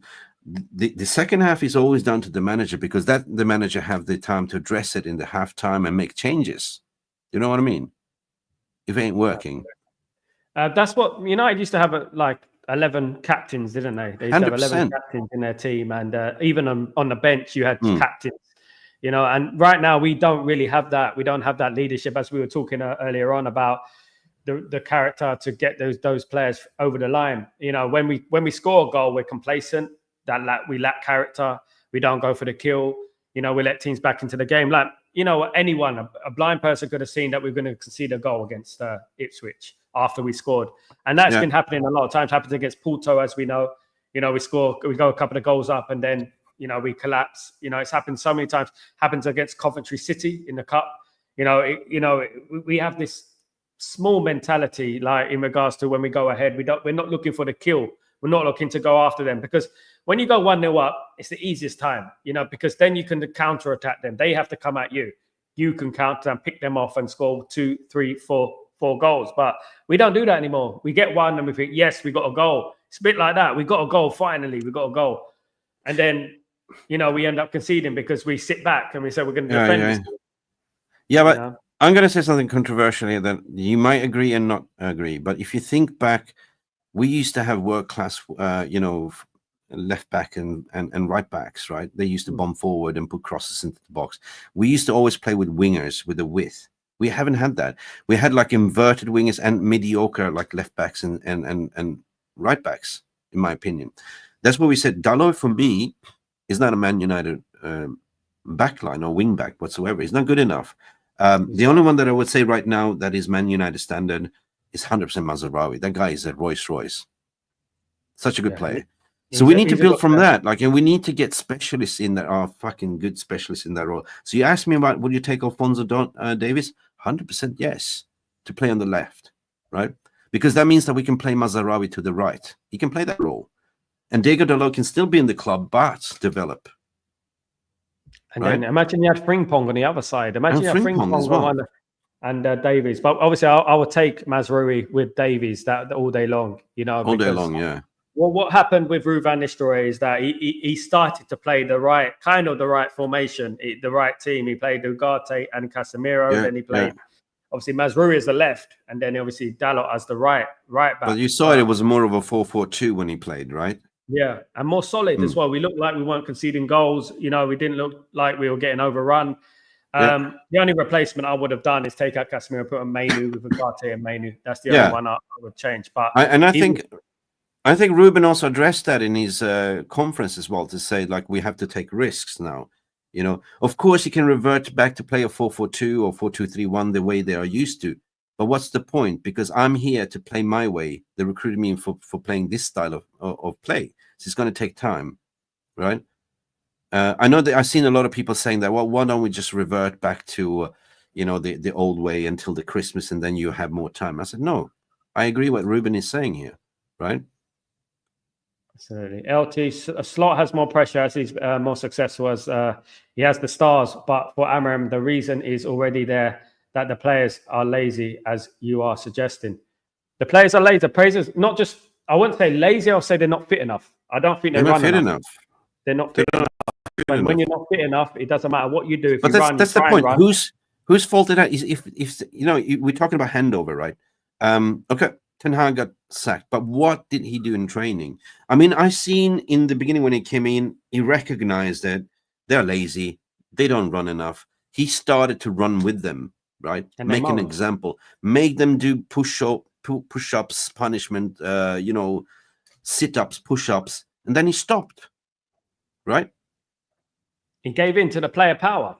And that's the thing, because they don't want to run. They don't want to run. We have some of the worst stats in regards to running in the Premier League. So the rumors that come out in the press is that, we don't like to stay behind training to do the extra miles, or Ten Hag this. So that means that is true. That is coming out from certain Pampered players, Pamper FC. I mean, how dare you? You're getting paid fucking mega bucks per week to play football for the biggest club in the world. I would dream to be in that team just to polish the boots of them. You know what I mean? Yeah. I do it for Snickers. Pay me one Snickers a day. You know what I mean? Yeah. It would be a privileged, right? And that's what I said. The minute you get recruited in and putting that shirt on, the crest, that's hard work. That doesn't mean you made it to the top, mate. That means you got to work your balls off. And that's what someone needs to tell them. That's why I thought a Roy Keane character coming into the dressing room would have been good. Just to take it to the car park. Take him out to the car park. Take him to the car park. Yeah. My goodness me. I mean, I love Roy Keane. I mean, that's what he needs. That's what we need in the dressing room, because the players are rich too soon.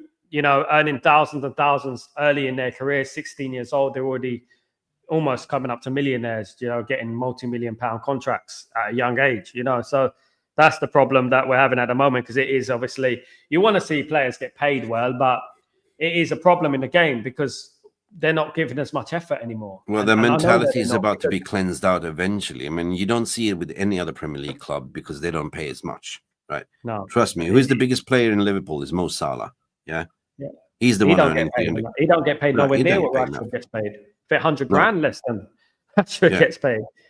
You reward a left back that's injured like half of the time, 275k a week.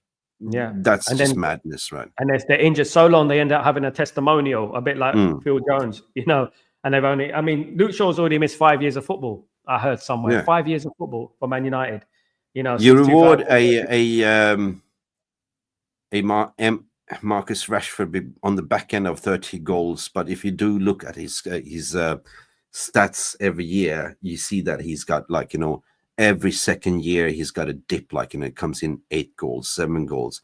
He's just like a man of the moment, right? One season he switched, but doesn't tell me that he's worth giving that contract. No.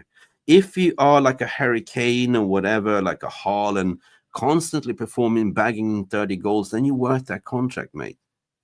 But now the self-entitlement is that you don't look bothered at all. You don't care about what the fans think. You don't care about anything. You care about your own image and your own PR and everything, right?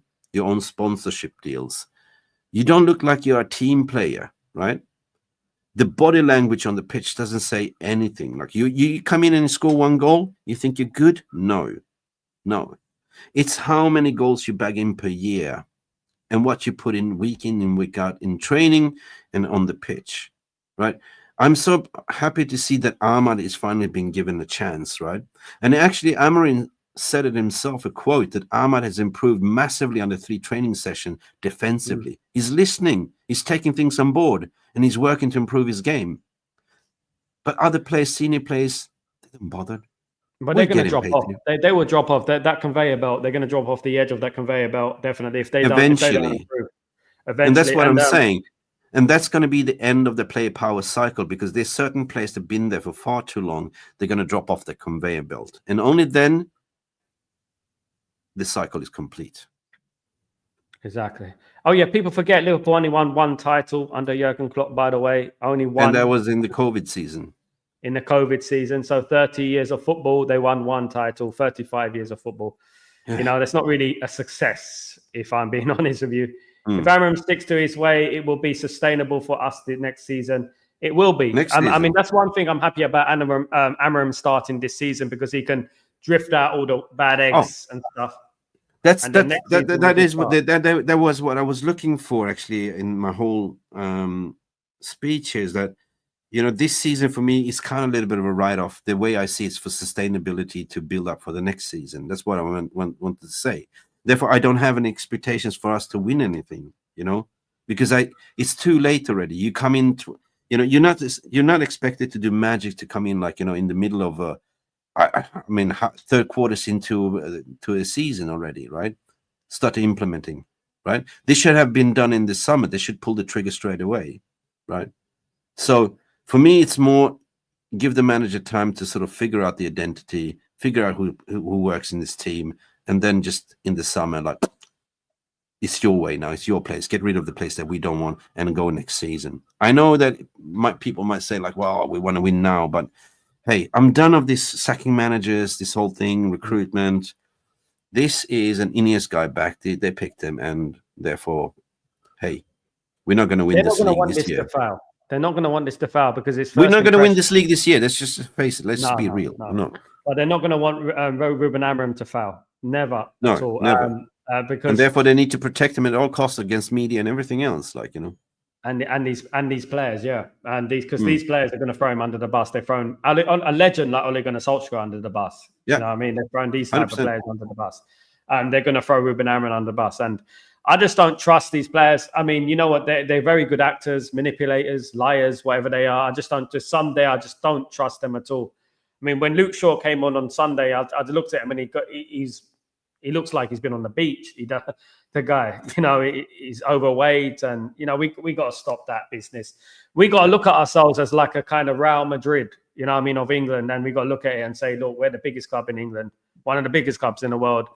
You know, we got to stop being a charity now, you know, and start moving on and start getting rid of these players. And only then we will move forward, because it only takes one bad apple, as I said, for the whole apple bowl to be infected. I think the best way for the club to move forward is just to, you know, shut down the media information, shut down doing less social media posts and shit like that, and create the mystery. Like, let people wonder, let journalists wonder, you know, and protect this badge now. It's now or never to protect this badge, because it's a new dawn right now. And the thing is, we're no longer the Man United of the old. We're living under Sir Alex Ferguson's shadow. We need to sort of close that shadow and build a new chapter. And the way to do this, basically choke the media, choke the information flow, you know, do less PR and shit like that, and let the football talk. That's the thing. I think it was mentioned last week that we're living in the shadow of Alex Ferguson rather being inspired by Alex Ferguson. You know, we're not inspired by it. We're haunted by it, so to speak. I mean, it's a bit, they're put under pressure from the history of Sir Alex Ferguson, when they should really be inspired by Sir Alex Ferguson and say, look, we want to get there again. We want to win the league again and do what we used to do, you know. But maybe that is the problem, Sal. Maybe that is the root cause of everything. That pressure of living under that shadow. That's what I'm saying. Maybe it's just time to say, like this. Close the book. Yeah. Maybe it was time. Maybe that is what INEOS is say, Sir Alex, I'm sorry. We're not going to keep you on the pay book anymore. We need to move on. Yeah.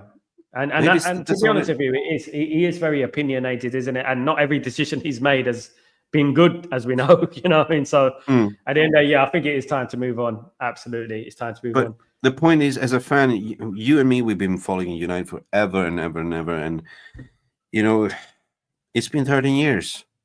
13 years. We haven't won anything. And I mean, if someone told you that back then in 2013, it'll be 2025 almost, and we still haven't even challenged. I wouldn't believe you. I would not believe you. Laugh in your face. And therefore, there was the massive mistake of Sir Alex to give it to David Moyes. David Moyes destroyed the lot, right? Fired all the foundation, the backroom stuff and everything. And ever since then, we've been suffering. We had Louis van Gaal. He had some form of identity, but very pragmatic. Then we have Jose Mourinho, the chosen one. We thought we were going to win league with him. We didn't. So even him come out to say that winning Europa League and finish second was the best achievement in my life at this club, under this structure. Now, we know the history. Now, what I'm saying now with this new manager appointment as a head coach and a new footballing structure, it is time to close that chapter. That is history. We need to look forward how we can win titles from now on, right? And I don't know, maybe it's Amorim time now. Maybe it's like, Amorim needs to create his own legacy to be the man that could conquer. Every manager tried to ride that bull, the mammoth of the bull called Manchester United, and failed. Yeah? Amorim said it in his press conference. He basically said, look, they're trying to compare him with Jose Mourinho. And he said, that's a different era. I'm a different man. I'm a different man. This is a different time. I'm the right man for the right moment right now. Exactly. And that's the way to look at it. Forget the past. And that's what I'm going to say. Forget the past. Look at now, right? The moment here, right now, and look in the future. Absolutely. Mick. All right. I better be off now. It's been a great show, bro. Thank you so much for joining me. Thank you very much. Guys, I'll be back later on for Chatterbox at 2 p.m. UK time, guys. Don't forget to join me. Don't forget to follow Mick, MUFC Realist TV, of course, guys. And don't forget to follow on all socials. Thanks for having me on, man. No problem, man. Have a great evening. Have a great afternoon, evening, wherever you are in the world. I get confused now, wherever I am. So, yeah, have a good one. Take it easy, guys. Yes. I'll see you later on.